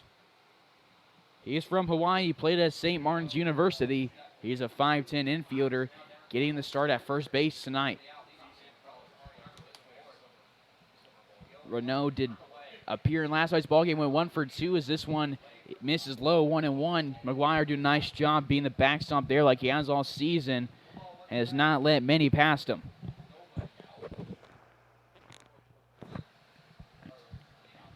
Renault had that RBI last night and also a strikeout. He has 1 strikeout tonight with no RBIs. This one's hit over the left field. Belbin racing to it.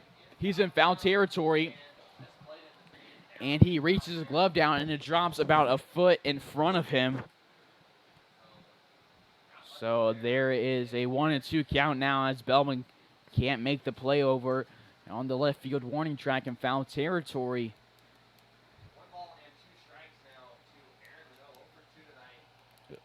1-2 with nobody out and a runner on first. It's Arellano on the base paths. Coming to this game, Carlos had only stolen 6 bases. This one swung on, line drive. Arellano's going to be caught up. The throw from Belbin to Strachan. The throw was pulled Strachan off the bag. It was in time. But Strachan just couldn't play the tag. It was a nice throw from Belbin, a nice thinking quick. Just the throw pulled Strachan a little bit away, so there's going to be 1 away with a runner on first still. Renault now 0 for 3 on the day. Jansen 1 for 2 in the day at the plate now. He's had a single and a strikeout. And the only RBI of the day for the A's. Sutherland playing deep in right, Andron mid and center. Belbin playing a little bit more in than we've seen him a lot. Hutchinson playing about midway at third base. De Leon a little bit deep at shortstop. Justin Lee about a foot or 2 in front of the grass at second. Strachan on the bag at first. It's Max McGuire behind the dish. And the first delivery here is ground level left side. De Leon showing off that beautiful glove again. The throw across the base paths is not in time, but that stop there by De Leon, who's flashed that glove all season, has looked phenomenal. That saves the runner from getting to third base. There's 2 on with 1 out. That's the first hit of the inning for the A's and number 5 on the night.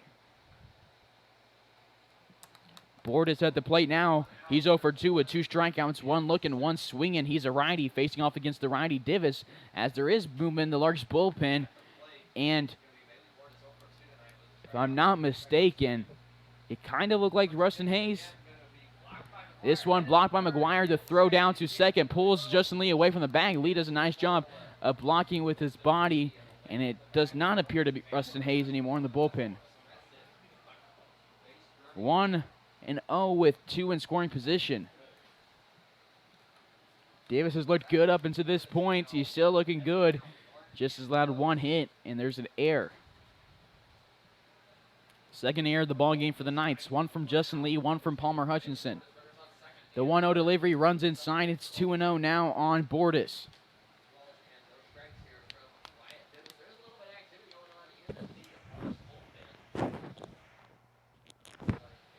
A 2-0 delivery with 1 away.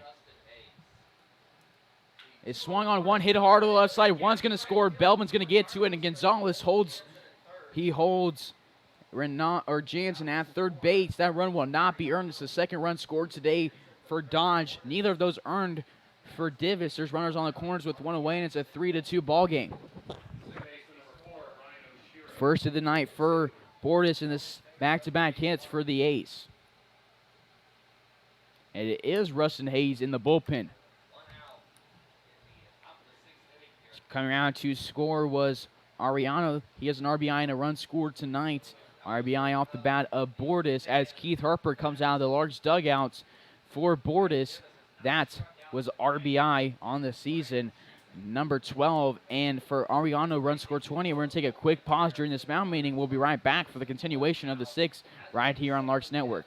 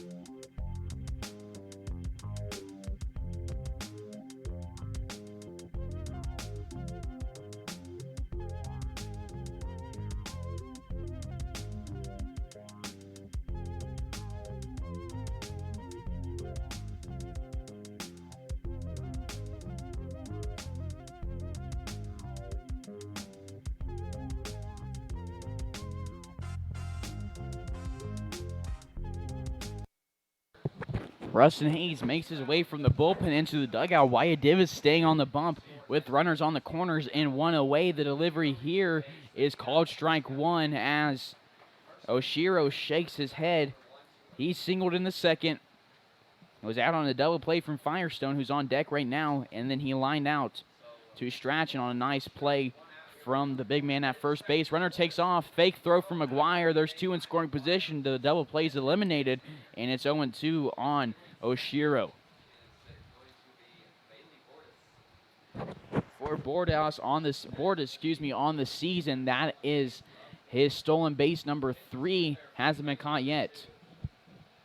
0-2 Davis on the bump with 2 in scoring position, and there is movement in the bullpen again.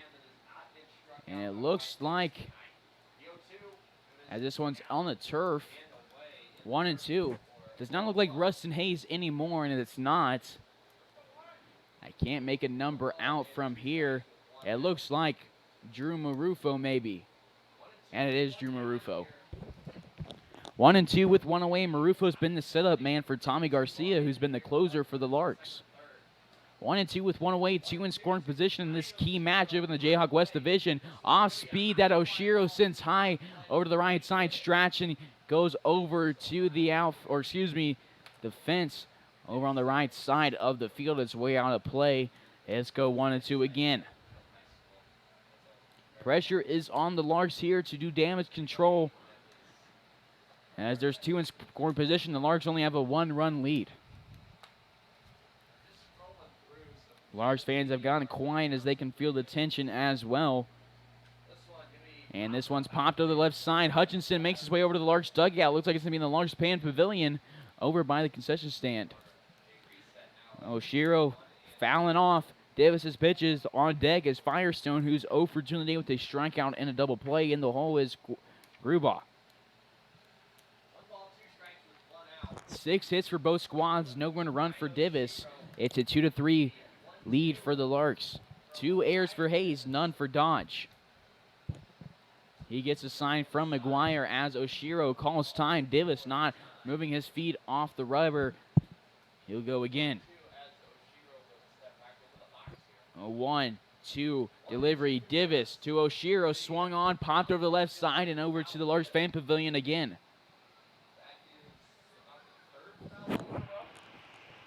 1-2 we go again for yet another 1-2 delivery. 1 away. Ariana starts this inning reaching on an air. Renault line out. A single from Jansen. This one's popped out of play over the left side yet again. 4 straight. Jansen singled, and then Bordas followed that up with an RBI single. Drew Marufo in the pen. We'll see how long we keep Davis out there. And it's 1-2 with 1 away.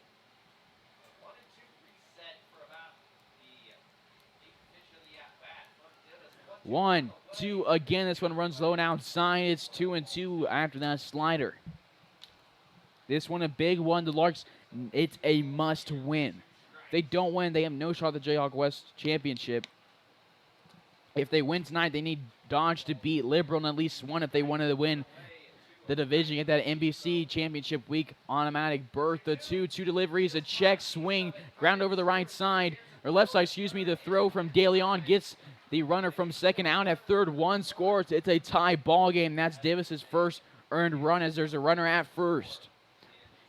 Nice play from De Leon. Wouldn't have got the runner out at home. Could have got the runner out at first, but there would be a runner at third base with 2 away. Instead, there's a runner at first with 2 away as Oshiro picks up an RBI and a fielder's choice reaching.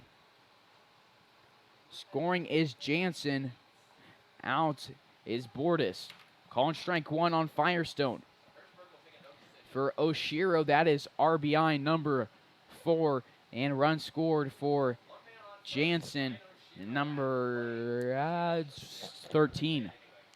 The runner takes off. The throw to De Leon is to his right and to the left of the bag. We'll go 1-1 with a runner in scoring position. A's stealing off McGuire, but McGuire's done a nice job of keeping things in front of him.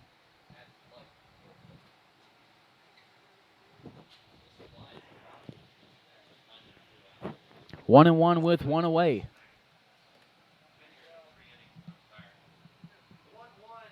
This one runs outside, 2-1.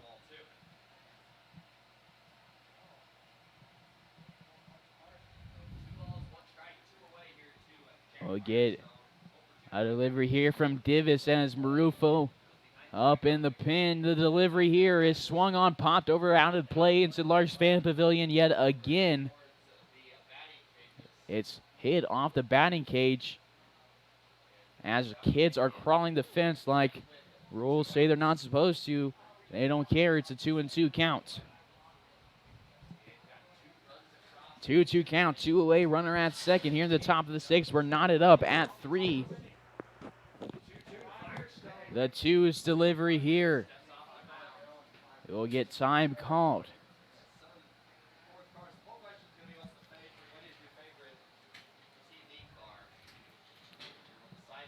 Davis gets set on the rubber from the stretch. Swung on, hit over the right side. Stretch and reads it off a bounce. He'll tag first base himself for out number 3. A's gets 2 to make it a 3-3 ball game. Larks looking to answer here in the bottom of the 6th on Larks Network.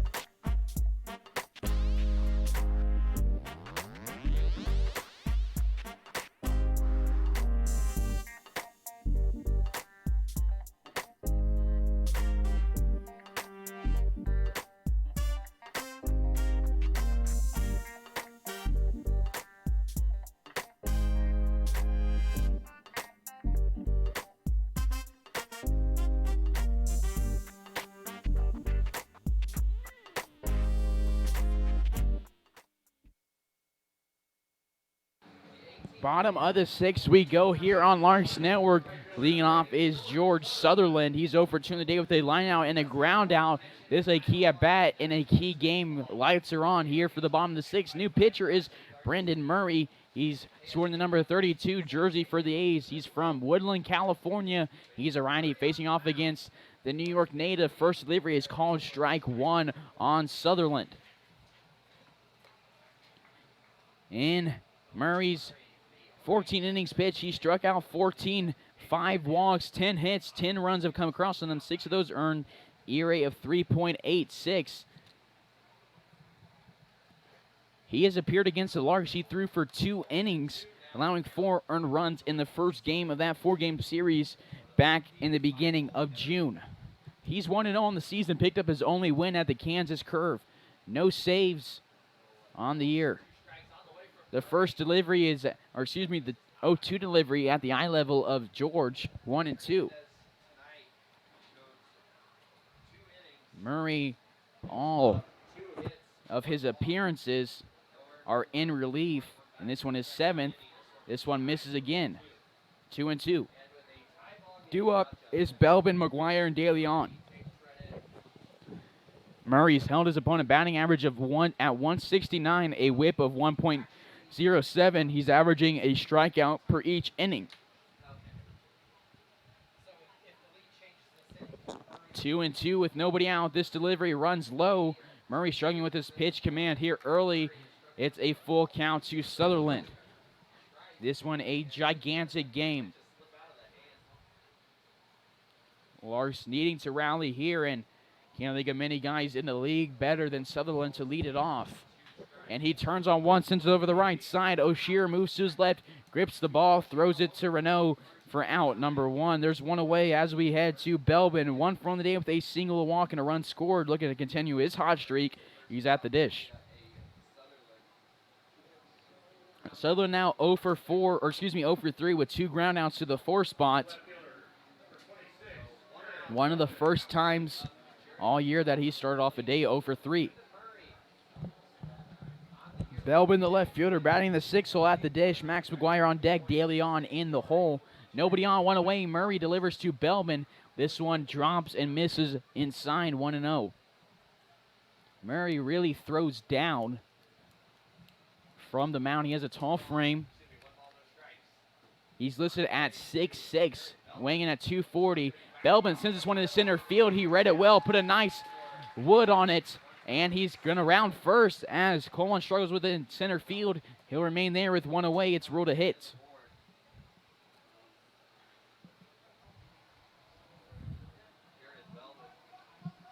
Runner at first with 1 away now to Max McGuire. Was part of a double play in the 4th, walked in the 2nd. On deck, De Leon in the hole, Hutchinson. It's really been the bottom of the order for the Larks that have been the standouts. Other than Justin Lee and Strachan, it's been Belbin, that's 2 for 2 with a walk. De Leon is 2 for 2. Andrew on top of 0 for 3. Divis 0 for 3. Justin Lee 2 for 2. Strachan 1 for 3 with a 2-run shot. It's 1-0 here on McGuire. Murray throwing down all his pitches, move down as Belbin takes off. The throw is in the dirt, or the turf. Prescott Horn, the new catcher, grips it. No throw as Belbin's in scoring position, eliminating that double play. So the go-ahead run for the Larks at second base, 180 feet from scoring, is the speedy, dangerous, aggressive Belbin.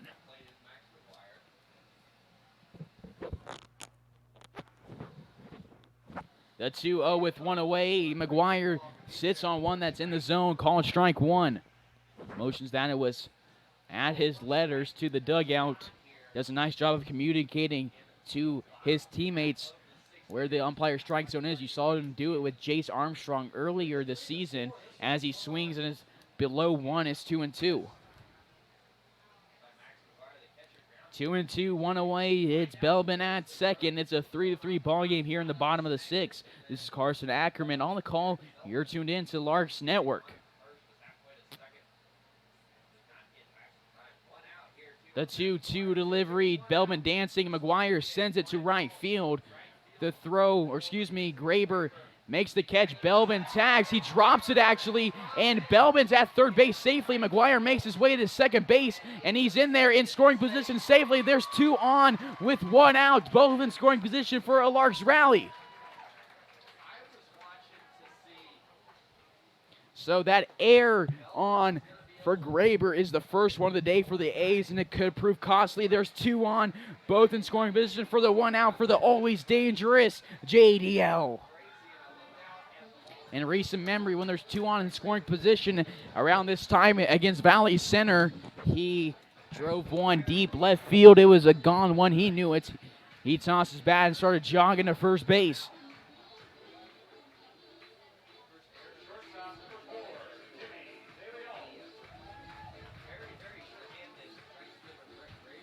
So now to De Leon, 2 for 2 on the day, looking to put another one in the outfield.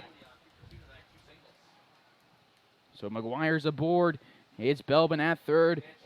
McGuire's at second. This one in the zone. Calling strike 1 on De Leon. On deck is Palmer Hutchinson.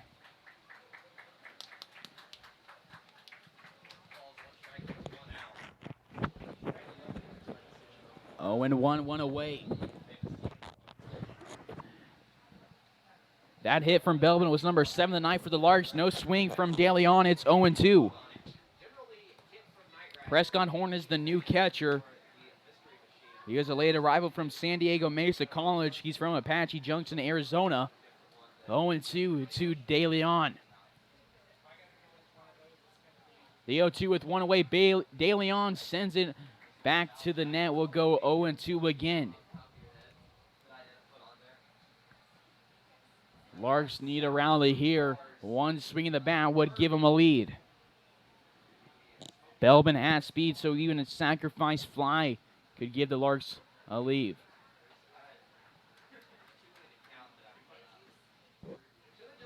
The 0-2, De Leon swings and misses. It's a 4-pitch strikeout, the first time De Leon's been out tonight. There's 2 away, and thanks to Heather Brandon, we have word that Brooke has arrived in Tuscaloosa safely. Thank you, Brooke, for your time with the Larks this summer. We wish you the best in recovery. And then Ken Winholz, our PA announcer, wishes him that his hamstring heals quickly, but we also wish a speedy recovery to Mr. Winholz, our PA guy, who just had surgery recently. We love him here at Larks, a key member of the organization. We miss Mr. Winholz. There's 2 away with 2 on.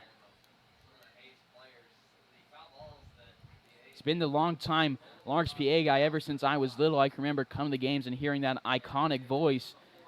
As this one above the shoulders of Hutchinson, it's 1-0.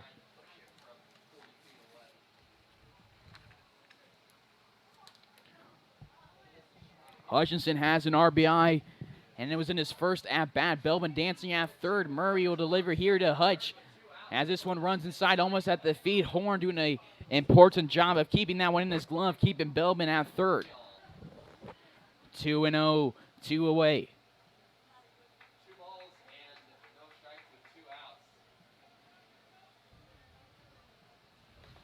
7 hits for the Larks, 6 for the A's. It's a 3-3 ball game. The 2-0 to Hutchinson. It's above the letters. 3 straight balls. We'll see.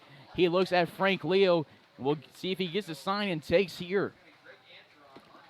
Leo likes to give the green light with 3-0 counts, and it's worked this season. The Larks have the best record in the KCLB. Looking to improve on that. This delivery is going to catch the bottom part of the zone. Hutchinson was about to chuck his bats. They're going to say it's called strike 1. Home plate umpire Nate Garrison gets some flack from the crowd. Dave Hanslick, the base pass umpire tonight. It's a hitter's count for the guy heading to Kansas City Community College. The 3-1 delivery is going to run outside. It's going to be on the outside bottom part of the plate. The crowd not agreeing with Mr. Garrison's calls. It's a full count now on Hutchinson. No swing on 5 pitches, 2 questionable calls. Hutchinson, a pressure-packed at-bat. Murray, the payoff pitch. He does a check swing, hits over the right side. It's going to be racing back between Murray and Hutch. The throw as Murray slides his right foot, and Hutch is going to be out after some controversial calls. And Garrison gets some flag from the crowd, and it sends us to the 7th. It's a 3-3 ball game after an intense inning.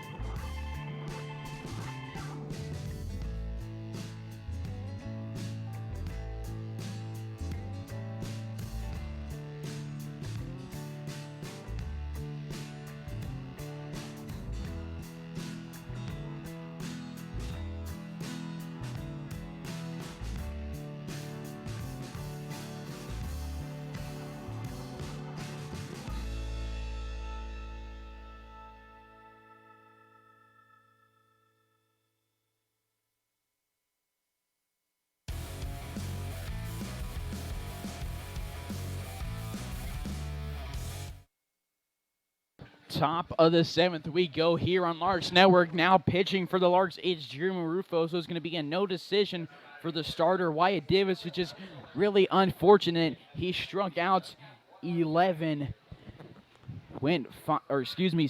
innings, only 1 earned run, but those 2 unearned on errors proving costly for the Larks. We're knotted up at 3. This is Carson Ackerman on the call. You're tuned into the Larks Network. Leading it off looks like Prescott Horn, the catcher. He pops his first delivery up at the net, 0-1.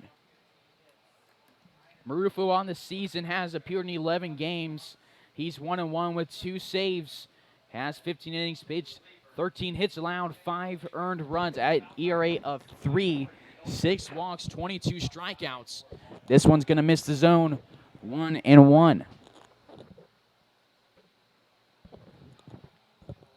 His last appearance, called strike 2. His last appearance was against Boulder in a 9-0 victory in game 1 of that 2-game series. He won an inning, struck out 1, no hits or earned runs. This one is going to miss the zone, 2-2. He's from Santa Teresa, New Mexico, played at New Mexico. The Lobo is facing off against Horn. Horn's first at bat, he calls time as Marufo, the velocity righty, delivers this one inside. It's a full count. Marufo has a whip at 1.27, opponent batting average of 206. Has thrown 133 strikes and 82 balls. This one's hit over the left side. Belbin goes back. He watches it, and it is going to be foul. It had distance. Fortunately, it's to the left of the 322 foul pole. Horn replaced Grubauer in that last inning behind the dish. We'll go full count again. Make sure you subscribe to the YouTube channel while you're watching the stream. Doesn't cost you a dime, and it helps us out a ton. Once we hit 1,000 subscribers, which sounds like a lot, but we have increased a lot in this last month. Once we do, we'll be able to stream the games directly from the Larks homepage, and we'll be able to start profiting off of the broadcast. And there's a runner at first to the bottom of the order, Kyle Colin. Nobody out. And it is I believe the 6th guy Marufo has walked this year. Excuse me, the 7th.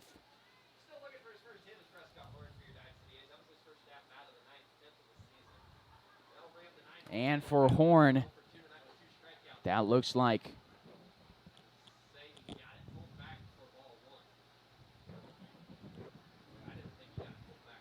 Horn, that is walk number 2 on the season. 1-0 here with nobody out, a runner on. He shows bunt. Marufo gets on the mound. He throws to his buddy De Leon for 1 at second. And Marufo does a nice throw. De Leon a nice catch and nice reactions. They're buddies. I always see them at the gym together. They carpool together. They show that chemistry there. They get 1.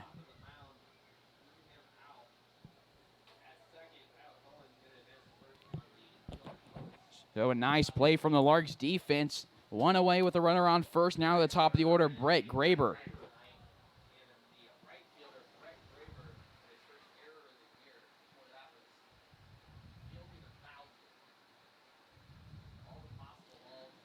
Marufo stands tall on the bump. There is 1 away. He's looking for out number 2. He fires this one in. He gets Graber behind a heater. 0-1. Marufo has speed, but he throws off speed there. Or excuse me. Throws some speed there. He can throw off speed. And when he does, it really confuses the batter. We'll see if he goes off speed here after getting Graber behind this one. Runner takes off. McGuire has a nice pitch to throw on. Justin Lee is pulled away from the bag. Can't make the tag after a throw to the left of second base. There's a runner in scoring position with 1 out and a 1-1 count.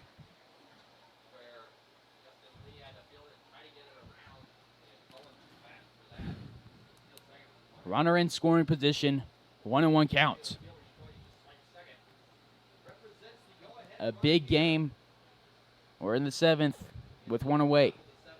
Marufo now looking to succumb to the pressure.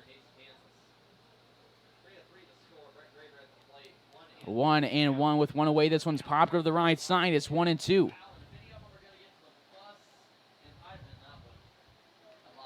This is the last game of the Larks regular season, the big one if they want to stay alive in Jayhawk West Division standings.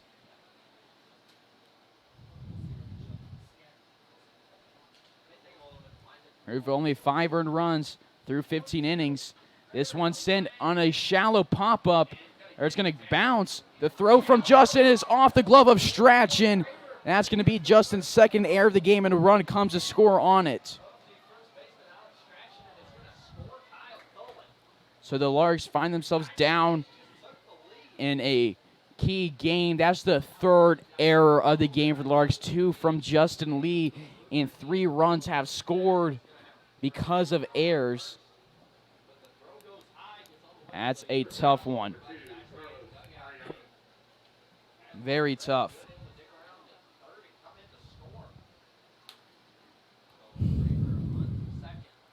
Around to scorers. Colin, that's an RBI for Graber. He's already scored once himself tonight.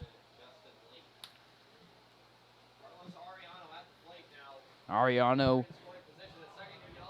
This one goes past McGuire. There's a runner at third. He rounds third. There's 1 away. Runner 90 feet from making the 5-3 ball game. Larks looking to not fall apart here in the 7th. Movement in the bullpen.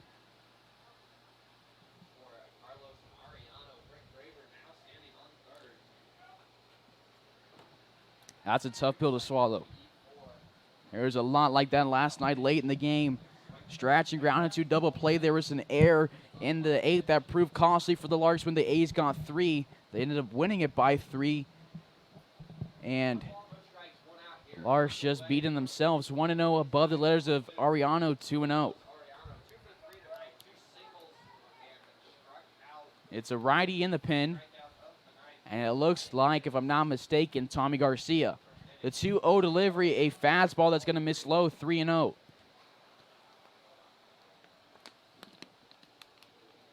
For Brett Graber on the season for Dodge.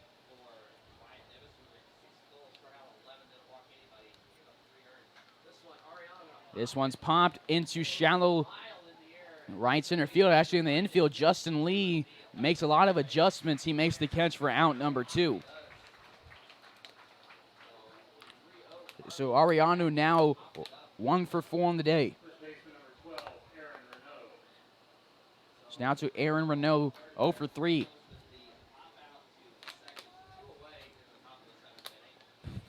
A's have 6 hits. For Graber,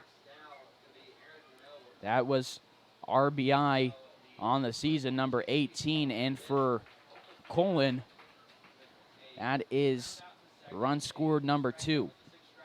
0-1 on Renault.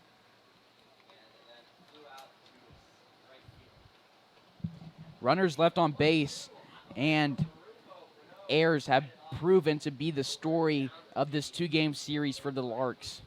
Just failing to take advantage of key situations and failing to play clean defense behind their pitchers, who've given some pretty great performances. 0-2 with 2 away. This delivery is going to miss outside. McGuire tries to frame it as Graber moves in, 1-2.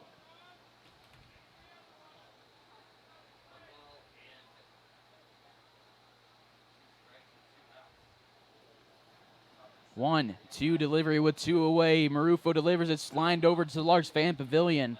We'll go 1-2 again, and a pressure-filled at bat. Due up for the Larks.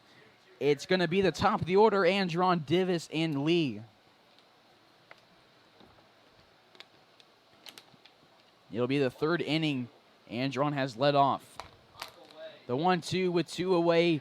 This one misses low and outside. We'll go 2-2.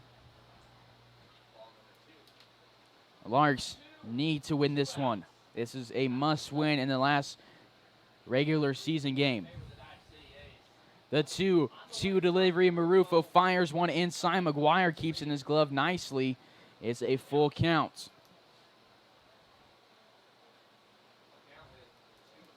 We'll get a payoff pitch here in the top of the 7th. 9:24 p.m. here in downtown Hays, Kansas, under the lights at Larks Park. The payoff pitch from Marufo, and it's going to be a walk. First time Renault has been aboard tonight. It's been a long top of the 7th. This is going to be the 6th batter of the inning. It's Owen Jansen, the cleanup hitter and DH.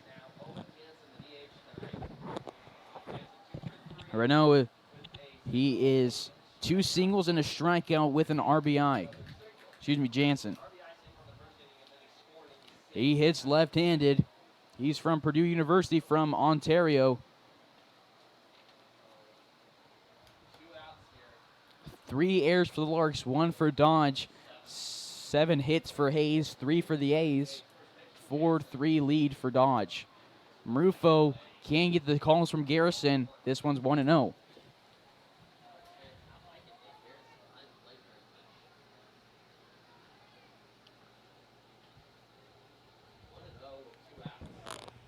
Marufo, the righty, will go from the stretch. Shakes his arm. He'll go from the stretch. Righty to lefty. The delivery. This one, a heater that misses low off the turf, 2-0. Garcia up in the pen. Harper taking notes. He's standing up out of his chair in the dugout. We'll see if he makes any movements out to the mound.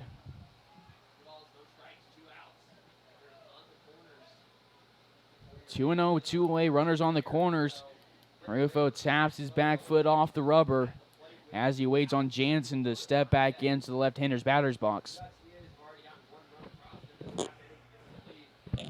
The A's have been scoreless since the first up into the 6th, where they scored 2. And it's a swing and a miss on a 2-0, and Max McGuire takes this one off a painful spot. Chucks the ball to the dugout, and he's in pain. Larks can't afford to lose him. They have 9 position players, and 2 of them are catchers. And Frank Leo starts to make his way out of the dugout. McGuire tosses his bat back into his hand. And he puts it back on. He is a bad man. 2-1 with 2 away runners on the corners. McGuire, okay, he toughened this one out. Jansen up in the count. He takes his sweet time stepping in the batter's box. Marufo patiently waits. He'll fire in another one. McGuire with that one need to stance. This one's found over the right side into the A's dugout, 2-2. Larks scored 2 in the first, 1 in the third, and I was looking for a while that was going to be enough because Davis was dealing on the mound, and then they got 2 in the 6th off of him, and then 1 here in the 7th off of Marufo. Only 1 of those for Davis was earned. 2-2 counts. 2 on. 2 out. Marufo. He'll go from the rubber, from the stretch. Off speed, misses high. It's a full count.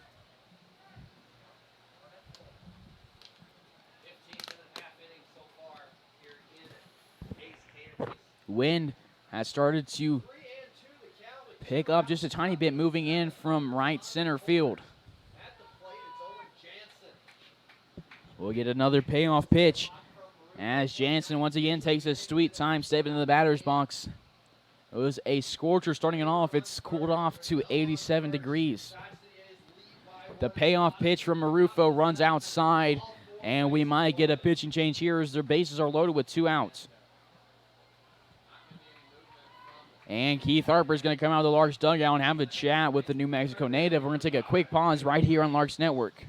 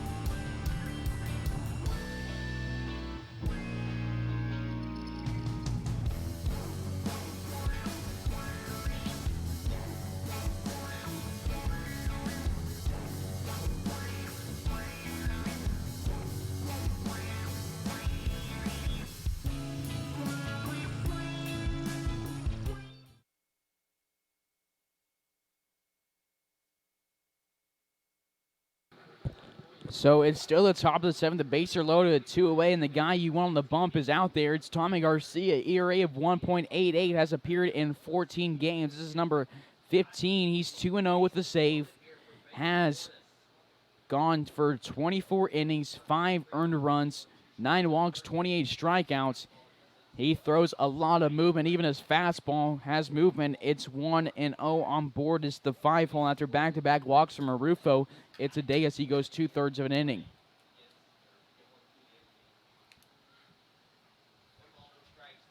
The 1-0 delivery. This one misses low. And Garcia's down the count, 2-0. This is the 3rd pitcher for the Larks. Davis went 5 strong innings, striking out 11, making his strikeout total 51. And Garcia inherits bases loaded with 2 away. His 2-0 delivery swung on, popped up, and that might be the answer we needed. As Justin Lee ranges under it, he's in shallow right field, and he makes a 2-handed catch in his glove to send us into the 7th inning stretch. It's a 4-3 ball game. The Larks trailing. They look to battle, and it's the top of the order, the most dangerous top of the order in all of Summer League baseball. Larks looking to battle back. This is Carson Ackerman on the call, and you're tuned in to Larks Network.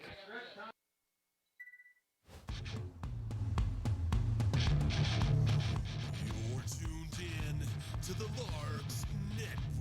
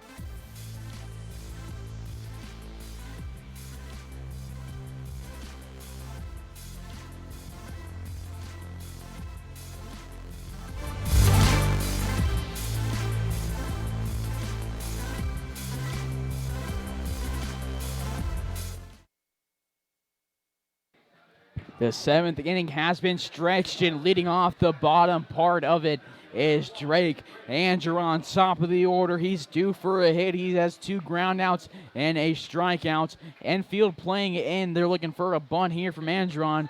Has the opposite field wide open. He takes a hack at this one, and it's off home plate umpire Nate Garrison.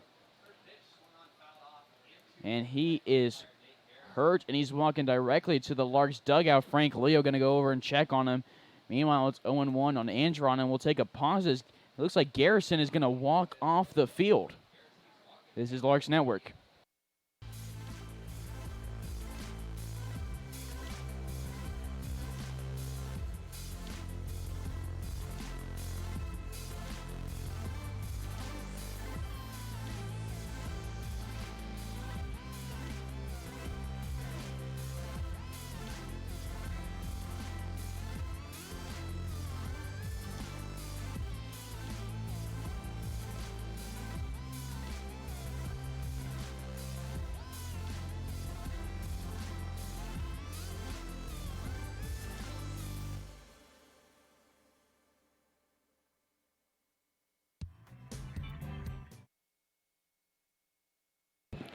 So it's 0-1 on Drake Angeron. Nate Garrison staying in the game behind the umpire spot, and as soon as he started walking over there, Tommy Garcia, being the gentleman that he is, went over to his water jug immediately in the Larks dugout, filled him up a cup, and ran out and gave it to Garrison in front of the Larks dugout.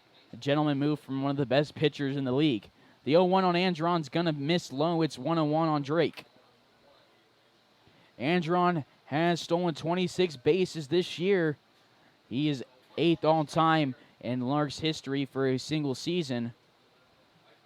The 1-1 is going to be a swing and a miss. Another daddy hack from Angeron. He's down the count 1-2.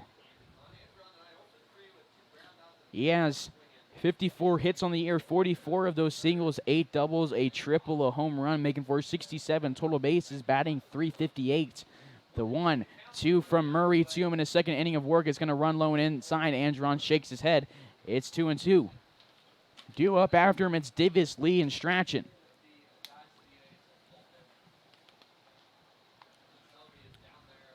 Murray from the 6-6 frame. Andron protects the plate like he always does. Fouls this one out of the park.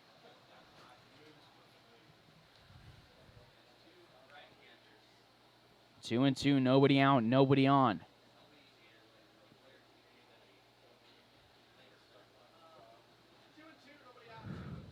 Murray, the righty from the stretch. It's going to be over the letters of Andron. He works himself after being down. It's a full count. He'll get the payoff pitch here, looking to be aboard for the first time tonight. He is a right-handed center field that bats left-handed, and he calls time in a strategic move here from the left-hander's batter's box. Divis on deck, 0 for 3 as well. Murray delivers to Andron. It's going to be at the mouth level over the plate, and Andron's aboard for the first time tonight. And you think out of anybody in the entire KCLB, you'd want at first base with nobody out when you're down by 1. It has to be the always speedy, always fast, always dangerous Drake Andron. He's taking his talents to Fort Hays State University this fall. He is 26 for 26 in stolen bases. He's aboard for the Wyatt Divis dangerous left-handed hitter. He throws right-handed, but hits left-handed just like Drake. And the Larks need a comeback here. Divis 0 for 3 with a line out in the first, a fly out in the second, a pop-up in the fifth. Check over to Andron, and it's not going to work. Andron in last night's ball game, 1 for 3 with 2 walks. This one's going to run outside on Divis. He's up in the count, 1-0 quick. Murray struggling with pitch delivery and location like he did in the last one. There is movement in the A's bullpen. I can't read a number from here.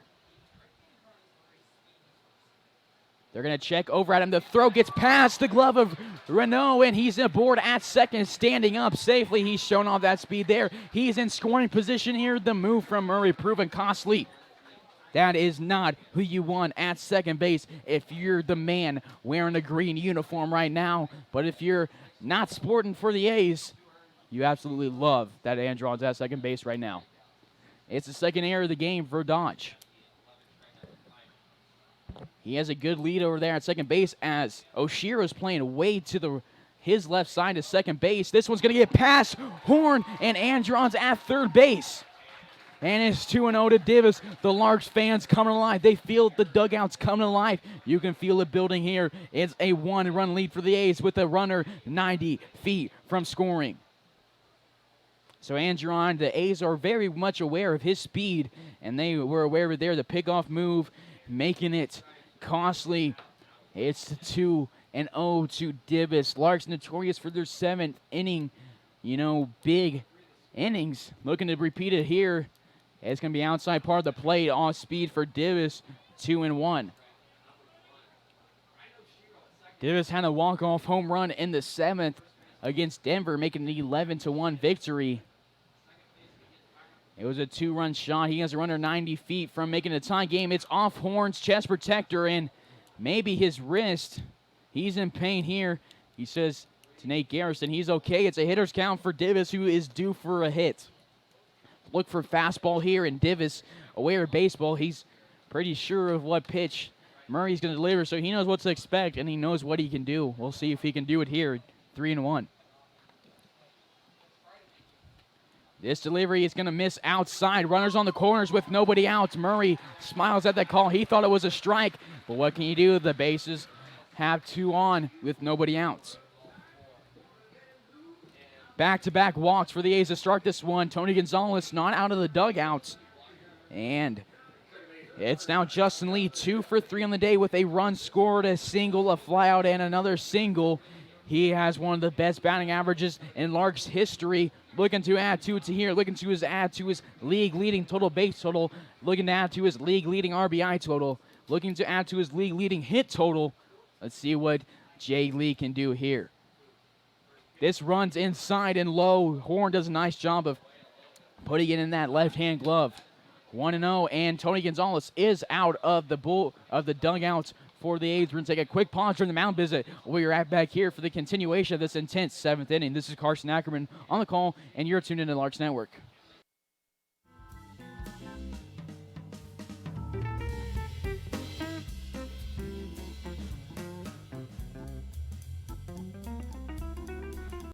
All right, well, that was quick. Tony Gonzalez gives Murray a pat on the back and says maybe 2 words to him, and he's right back into the dugouts. We'll see if they're trying to do something to Justin Lee. That was one of the most interesting mound visits. We'll see if it pays off for the A's. And it's a bold move, Cotton. Let's see if it pays off. The 1-0 delivery. Lee sends it foul, screaming 1-1.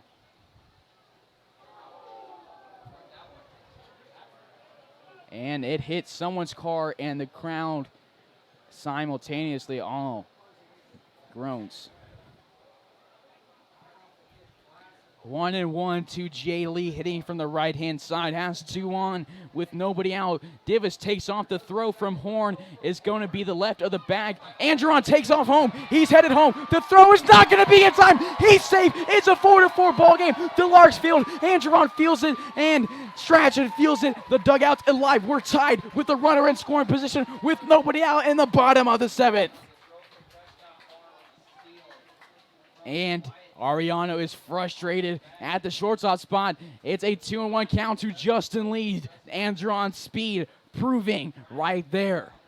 He scores his first run tonight, and on the season, that is run scored number 45. He leads the team. This one is going to run outside. It's a hitter's count for the best hitter in the league. Andron walked to lead off this inning. He got to second base on an overthrow, and then got to third on the next pitch on a pass ball. He scored as they tried to throw on Divis, and the throw to second was not handled cleanly. We're knotted up at 4 here in the 7th, and one of the most key games of the Larks season, if not the most important one.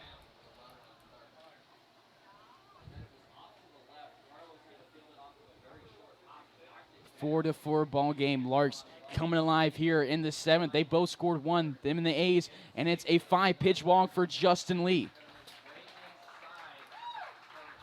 3 straight walks to start off the inning for the Larks, and Brendan Murray's going to stay on the mound. No movement from Tony Gonzalez. I wonder what he could have said to his 6'6" righty as he went up there, said 1 word, patted him on the back, and walked back to the dugout. So now to the beverage batter, as Frank Leo has a message for his first baseman. He's the beverage batter. He'd give the Larks fans half-price drinks in the last regular season game, but most importantly, a hit would drive in, possibly 1, maybe 2. We'll see what happens here. There's nobody out with 2 on to Stratch.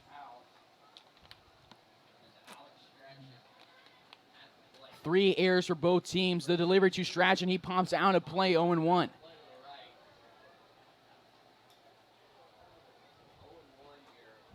On deck is George Sutherland in the hole, Jared Belbin. It's an intense game. Outfield is playing very deep in left and right. Stratch improved his power earlier, hit home run number 2 on the year. It was a 2-run shot. This one at the eye level over the middle part of the plate. 1-1.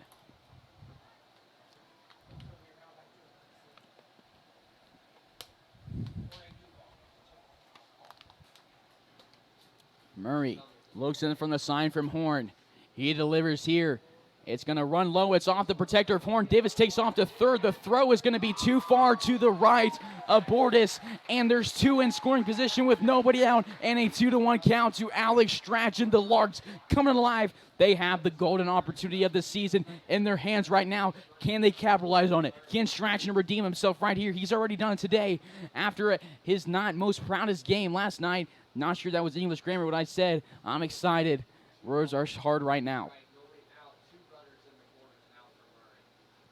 2-1, runs inside and low. It's a 3-1 count to Strachan. Let's see what the pitch is. Like Strachan's an experienced guy heading to his junior year of college, similar to Divis. Like I said earlier, he expects, a fastball here from Murray. If he does, you know he can turn on it. Murray is aware that Strachan has power. Saw him go yard earlier.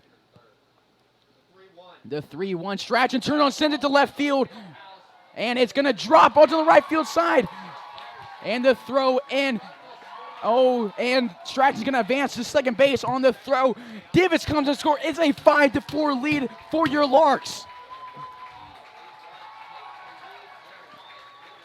It's ruled an error on Bordas on the throw, and it's 2 in scoring position with nobody out, and that's the second hit of the day for Strachan. It's a 5-4 ball game. Coming out of the dugout is the pitching coach for the A's, and we're going to get a pitching change here for the continuation. The bottom of the 7th. Larks have scored 2. This is Carson Ackerman on the call. You're tuning in to Larks Network.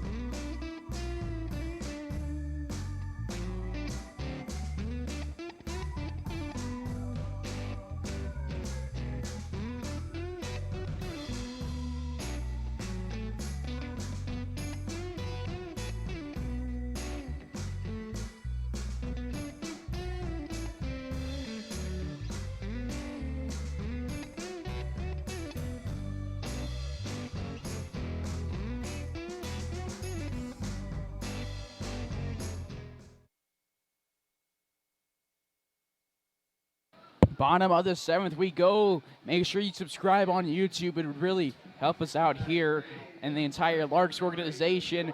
Doesn't cost you anything, doesn't hurt anybody. All it does is take one click of the button. George Sutherland steps into the left-hander's batter's box with nobody out and 2 in scoring position. It's Justin Lee at third, Strachan at second. Scoring was Divis and Andron in this inning. For Divis, that was a run scored, number 32. It's 0-1 on Sutherland. New pitcher is Griffin Selby. He started at first base yesterday for the A's. He's 3-0 on the year through 4 appearances. 14 innings pitched, ERA of 2.57. His last appearance was against Denver as Sutherland pops us out of play. He's down 0-2. Selby went 5 innings, 1 earned run, 5 hits allowed, Has a whip of .86, an opponent batting average of .164. Hasn't given up any home runs or hit batters. Has started 2 games. This one runs outside, 1-2. Andron started this inning off with a walk. Divis followed that with a walk of his own. When Andron came around to score, Justin Lee followed up with a walk, and Strachan just singled. There's still nobody out and 2 on.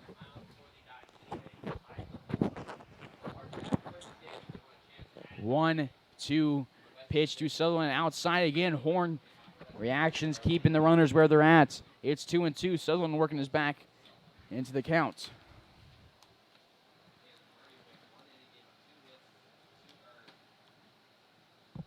Eight hits for Hays, 6 for Dodge, 4 errors for the A's, 3 for the Larks. Sutherland sends this one to center field, and it's going to drop. Lee scores. Stratton's going to be held at third. There's runners on the corners with nobody out, and it's a 6-4 ball game.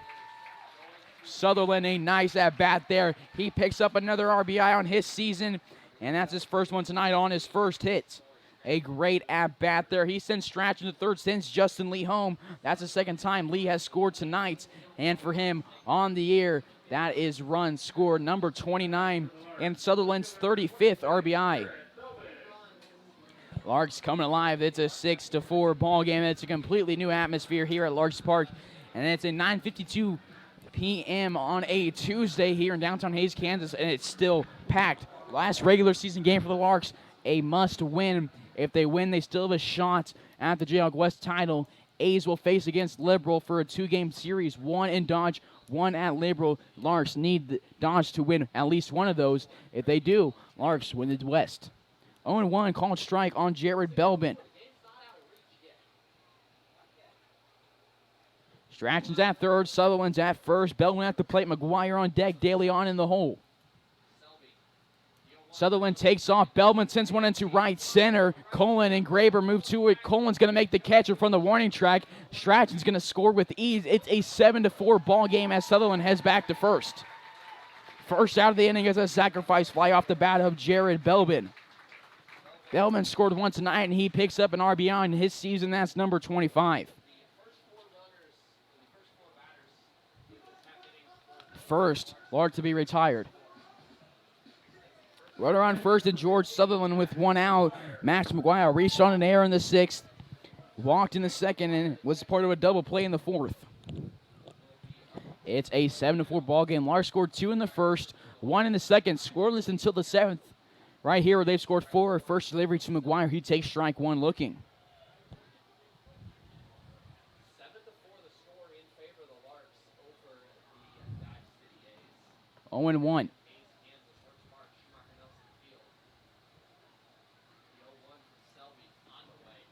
And he sends this one over the left side. They're going to throw to second for 1, and they're going to throw to first.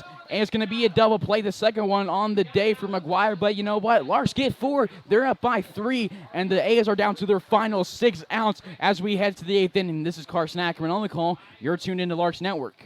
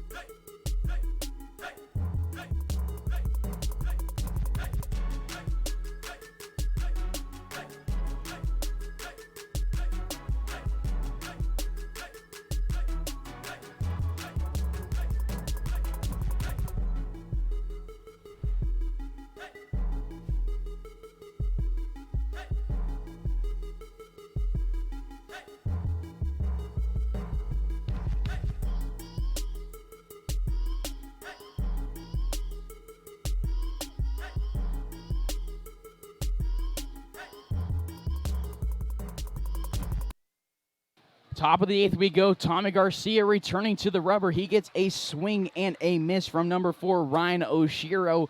Larks get 4 in the 7th. McGuire ends it with a double play. It's 0-1 to Oshiro. He's a second baseman. He has a single line out in the fielder's choice.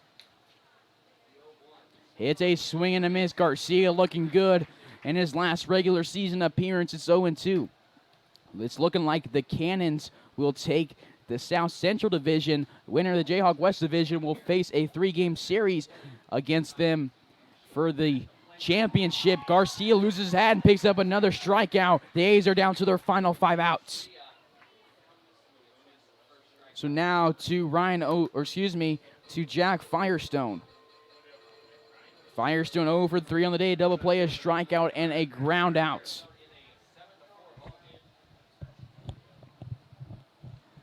Larks need the A's to beat Liberal one of the 2 games they played to clinch the division.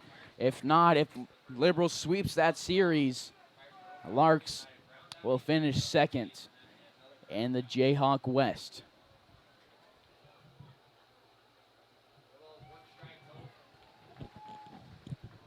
Owen 1 with 1 away. Garcia delivers. It's a swing and a miss. 0-2. They have a half-game lead on a Liberal right now. If they win tonight, Liberal sweeps, they'll be tied, but Liberal has a tiebreaker. It's 0-2 with 1 away. Swing and 1 grounded off his foot. We'll go 0-2 again. Larks another big 7th inning at Larks Park. Angeron scored, Divis scored, Lee scored, and Strachan scored. That's first 4 guys in the batting lineup. The 0-2 delivery. Garcia from the windup. This one runs inside. It's going to miss. 1-2. You didn't want to leave your fate up to the Dodge City A's taking on the Liberal BJs, but that's the case right now after the Larks lost last night in a heartbreaker. They're winning right here, and Garcia gets back-to-back strikeouts, and there's 2 away quick. Garcia has now struck out on the season 30. So Horn up to the plate now. He has a double, a ground out, a walk, and a strikeout looking. Diva struck out 11 through 5 innings. He'll pick up a no decision, and it looks like Tommy Garcia will pick up a win on the year if things could hold out. And that would be win number 3. He'd advance to 3-0. This delivery here is a fastball that drops low, 1-0.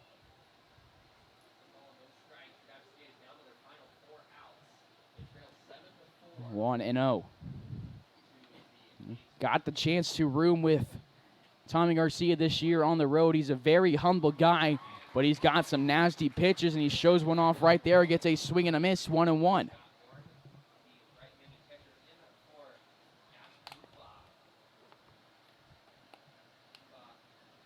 Garcia, the righty, will go from the windup. 1-1, 2 away. He gets a sign for McGuire. He delivers. It misses low and away, 2-1.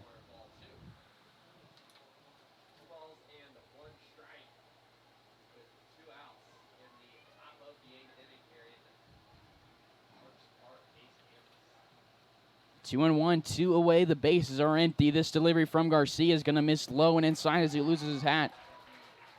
It's actually called strike 2 on the lower inside part of the zone. He replaces his hat, gets some chalk on his hand, and he'll deliver 2-2, 2 away. A's down to their final 4 outs. He looks to make it 3 here. It's a swing and a miss. Garcia strikes out the side, and we're going to go to the bottom of the 8th. Larks leading the A's 7-4 on Larks Network.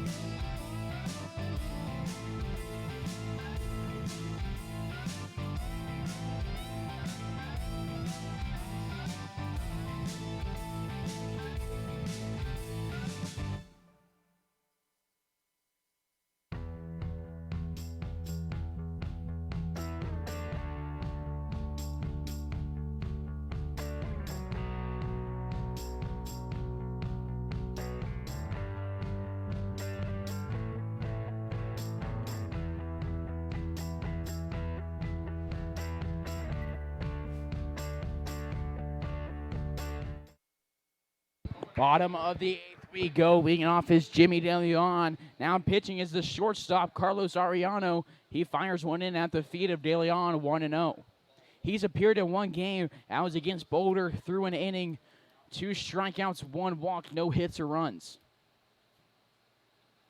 This 1-0 is going to be above the letters, inside, 2-0, quick on JDL.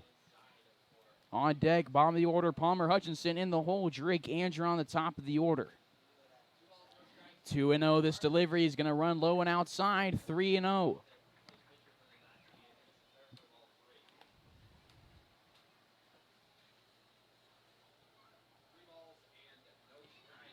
3-0, DeLeon gets the delivery from Arellano. It almost catches him. It's a 4-pitch walk. Second walk of the season for Arellano and for JDL. That is his first walk of the day. He's 2 for 3 with a strikeout, 2 singles. And Jimmy, I love the town, DeLeon. He now on the season has 23 walks. So now to Palmer Hutchinson, runner on with nobody out.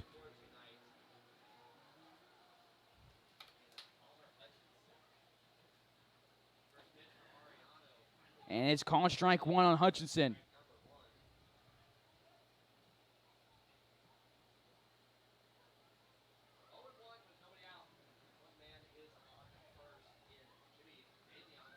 And it's strike 2 taking as Hutchinson. He's upset with the call. It will go back into the right-hander's batter's box, down in the counts.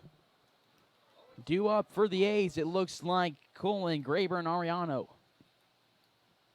Look over at Jimmy DeLeon. Hutchinson sings it to left field. Going back is Firestone. Colin calls him off, makes the catch about 8 feet away from the 349 marker. That one was cranked. So now there's one away after that nice swing of the bats. So now top of the order, Drake Andrew on 0 for 3. 2 groundouts, a strikeout, and a walk. He tied the game in the 4th, coming around to score.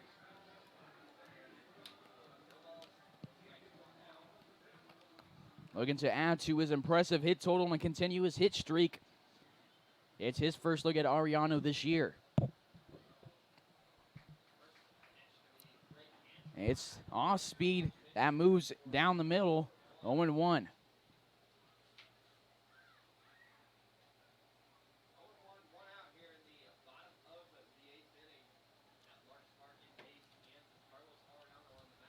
And 1 with 1 away. 9 hits for Hays, 6 for Dodge. This one, that similar pitch, is going to be over the inside part of the plate. Drake nods his head. It's 0-2. On deck is Davis in the hole, Lee. This is Andron's 5th plate appearance tonight.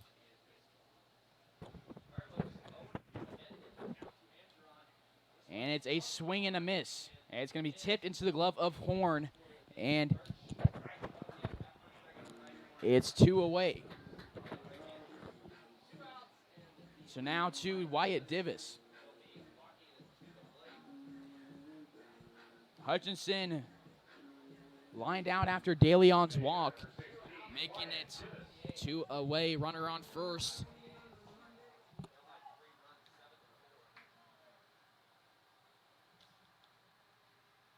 Second time Andron's gone down swinging tonight. First pitch is going to miss outside, 1-0 on a fastball.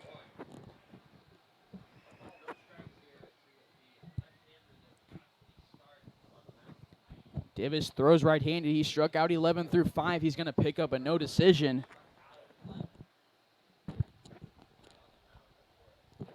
This delivery to him, he sends to left field. He takes some oppo action. Firestone races back. It is going to drop right to the left of the foul pole in 322 deep left field. 1-1 now is the count on Wyatt Divis.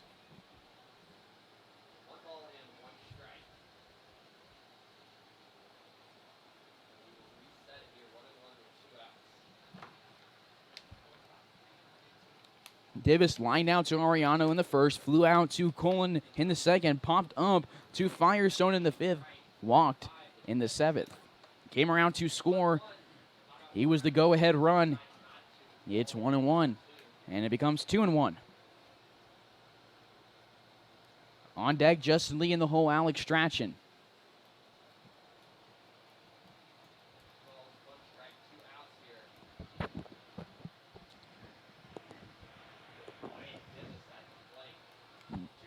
This one off speed in the zone. Divis takes strike 2 looking.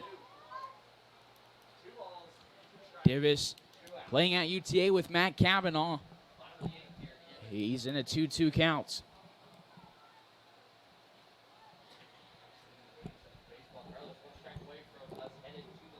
Larks have a 3-1 lead. We'll likely see Tommy Garcia return to the mound. He replaced Drew Marufo. He's gone 1 1/3. This one's going to miss just low. It's a full count for Divis. Ariano from California. He played at Illinois State. He's heading into his junior year. He's listed as an infielder, standing at 6 foot 165. Throws and bats right-handed. He'll go from the stretch. We'll likely see De Leon take off. He has a giant lead. Div is going to foul this one off his foot.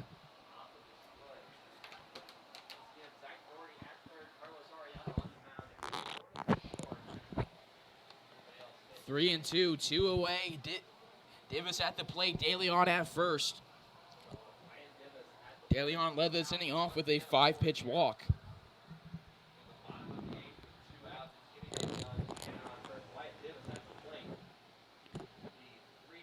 We'll get another payoff pitch from Ariano. He looks over at De Leon, who's jumping. It's going to hit Divis in the back of his knee. He says something to Ariano, who gives him a smile. Divis is plunked. And Ariano versus Divis. Divis struck him out in the first. So now there's 2 aboard. That's the first batter that Ariano's hit this season. There's 2 on with 2 out for Justin Lee, looking to add to his impressive batting average, going down in the record books. And for Wyatt Divis, that's the 5th time he's been plunked this year. 2 away to Justin Lee. His first look at Ariano this season.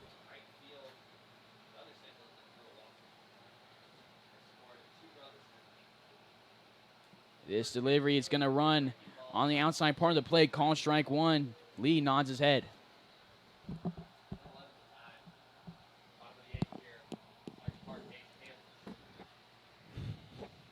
De Leon at second. Divis at first. Lee at the plate. Strachan on deck. Lee is behind this one. Sends it foul. 0-2.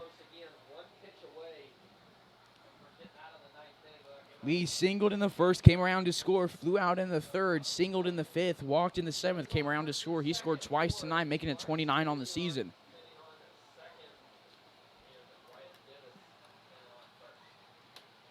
Oh, 2 with 2 away. This delivery, he pops up over to the right side. It's going to be out of play as Graber moves over to his left.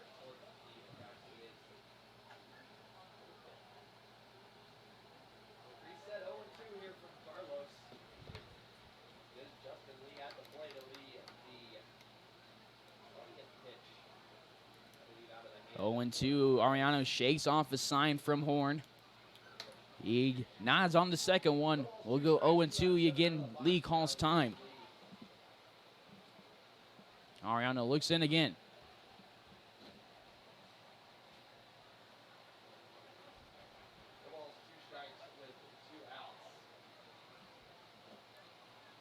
Jimmy dances. Justin turns on one inside, sends it foul over to the Larks dugout. We'll go 0-2 yet again. On deck is Strachan in the hole, Sutherland. De Leon started this inning off with a walk. He's at second. After Hutchinson lined out, Andron struck out, and then Divis was hit by a pitch, moving Jimmy to second.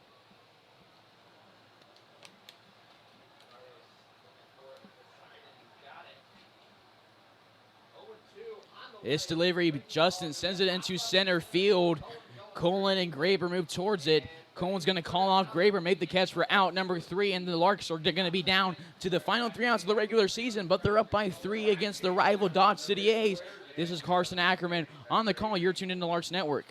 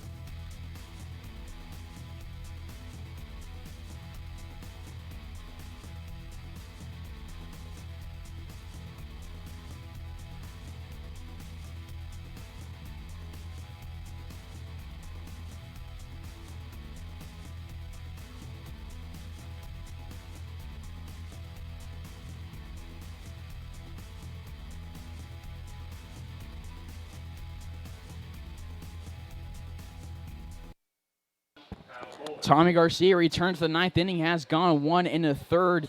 The first guy he faced looks like Kyle Cullen. The first delivery is found over to the left side of the field, 0-1. With this most likely being the last 3 outs of the regular season, it's very appropriate that I give out some thank yous. It's been an absolute honor and pleasure to be the communication between the game and the supporters, and I loved every minute of being the voice of the Larks for the 2019 season. The amount of support and compliments I've received from the fans, parents, and players have made this season a great one. And needless to say, I'll be back for 2020. I'll be back for the league tournament games coming up, but thank you all for welcoming me and allowing me to have a job I adore. It's 0-2 Garcia on the bump. Let's focus on this game. Larks up 3 in the ninth. He delivers here to Cullen. It's going to miss just low and outside, 1-2. Larks need to win this one, and it's looking like they will. Garcia always consistent on the rubber. If they win, A's can beat Liberal in the 1 game of the 2-game series against the BJs. That would give the Larks the West, but now their fate lies in the hands of Dodge. 1-2.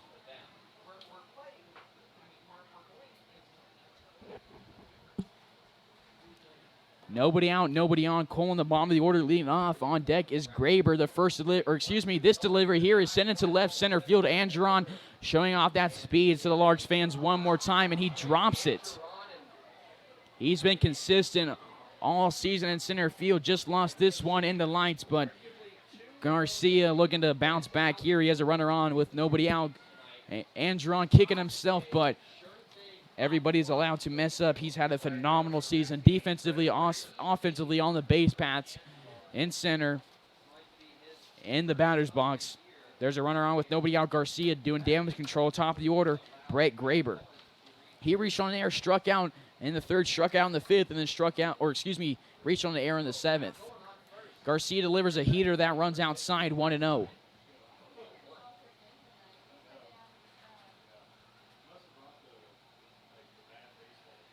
Nine hits for the Larks, 6 for Dodge, 4 errors for both teams. It's a 7-4 lead for Hays. And he sends this one over the left side, and Hutchinson races in, throws across the diamond like he did at Hays High, gets a distraction for out number 1, and the A's are down to their final 2 outs with the runner in scoring position. So now Graber is 0 for 5. Now to Carlos Ariana, the shortstop, move to the bump. A strikeout in the first, a single in the third. It reached on an error in the sixth, popped up in the seventh.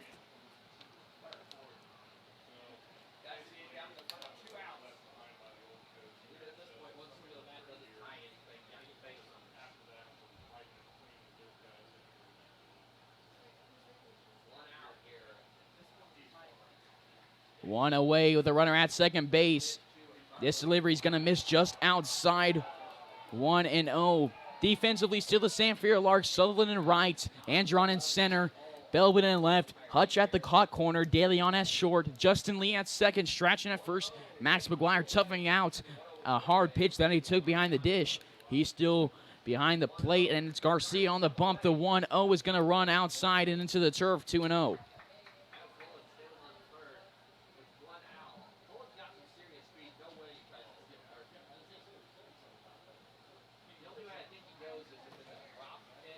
Two and 0, runner at second, 1 away. Garcia on the rubber.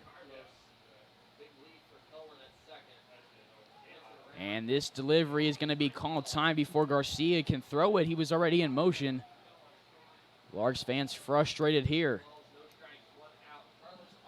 Ariano from Illinois State, Garcia from Mesa Community College. He's taking his talents to California this fall. He's originally from Tucson, Arizona with Christian Piercy. They played against each other in high school, played with each other at Pima. And the 2-0 is going to be over the outside part of the play. Garcia does a spin, checks over at Cullen after the delivery. It's 2-1 as this one is in the zone. Garcia has started one game, and it was a quality start. It was against Liberal. He had a 6-inning outing with 1 earned run. The most innings he's pitched is 6. Before that, he went 4 against Dodge. This one is going to miss low. It's a 3-1 hitters count for Ariano, the 2-hole.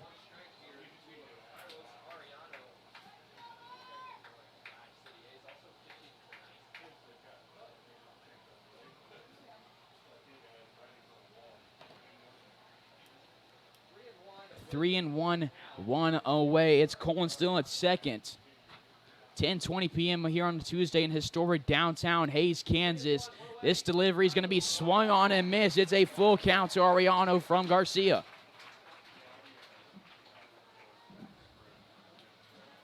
At Mesa Community College, Tommy, 2.31 ERA, struck out 37 through 35 innings, had 3 saves, a 2-1 record, and 19 appearances. He'll deliver the payoff pitch from the stretch to Ariano, righty versus righty. On deck, Renault and the whole Jansen.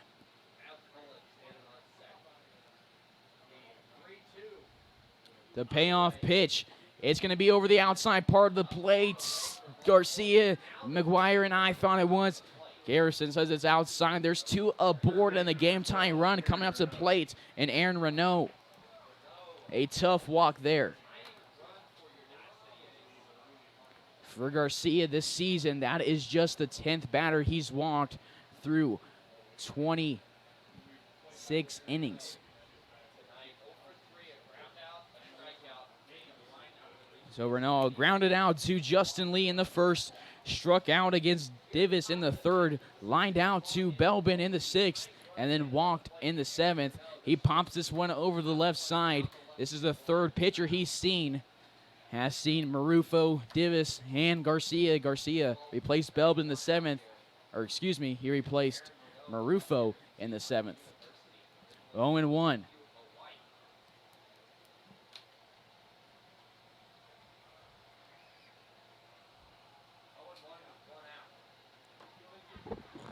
Garcia has his back to first base. He looks over at Cullen. This delivery outside. McGuire throws to second base. Justin Lee makes the catch on a hop. It's 1-1.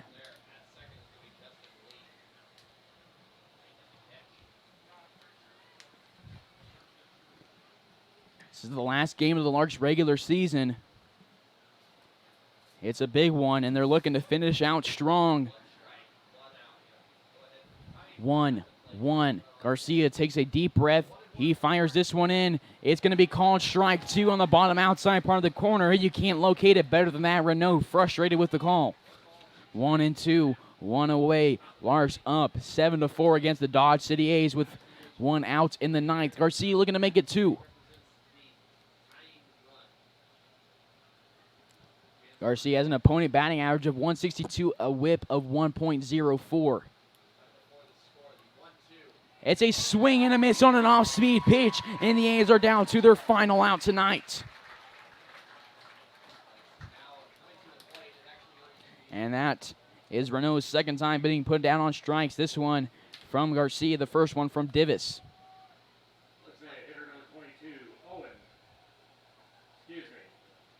So now batting looks like number 28, Zach Doherty. He appeared at third base in last night's game. He's pinch hitting, for Owen Jansen, the DH. Jansen singled in the first, struck out in the fourth, singled, scored, and walked. And coming out of the dugout is pitching coach Keith Harper. Doherty in last night's ball game manning third base at the plate. He went 0 for 2 with 2 strikeouts. A mound visit here. It's a quick one between McGuire, Garcia, and Harper. Tony Gonzalez talking to the base path umpire, Dave Hanslick. 2 away. Larks need 1 more out to wrap up the regular season and still stand in first place of the Jayhawk West Division. Their fate is up to the Dodge City A's after this series.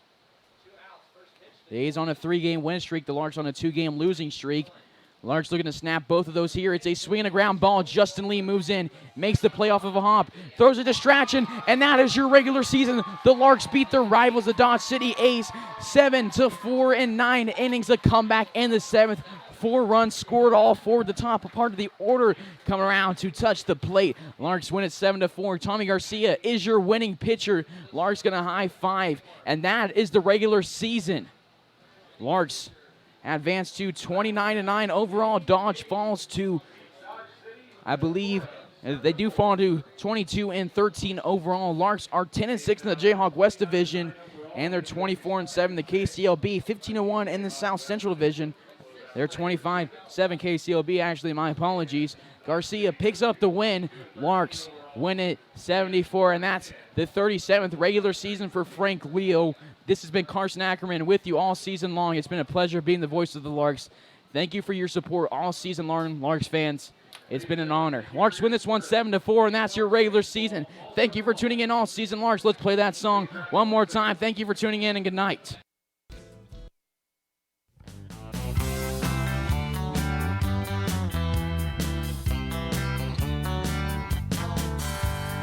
Meet me down at the ballpark, where I'll be rooting for the Hays Larks.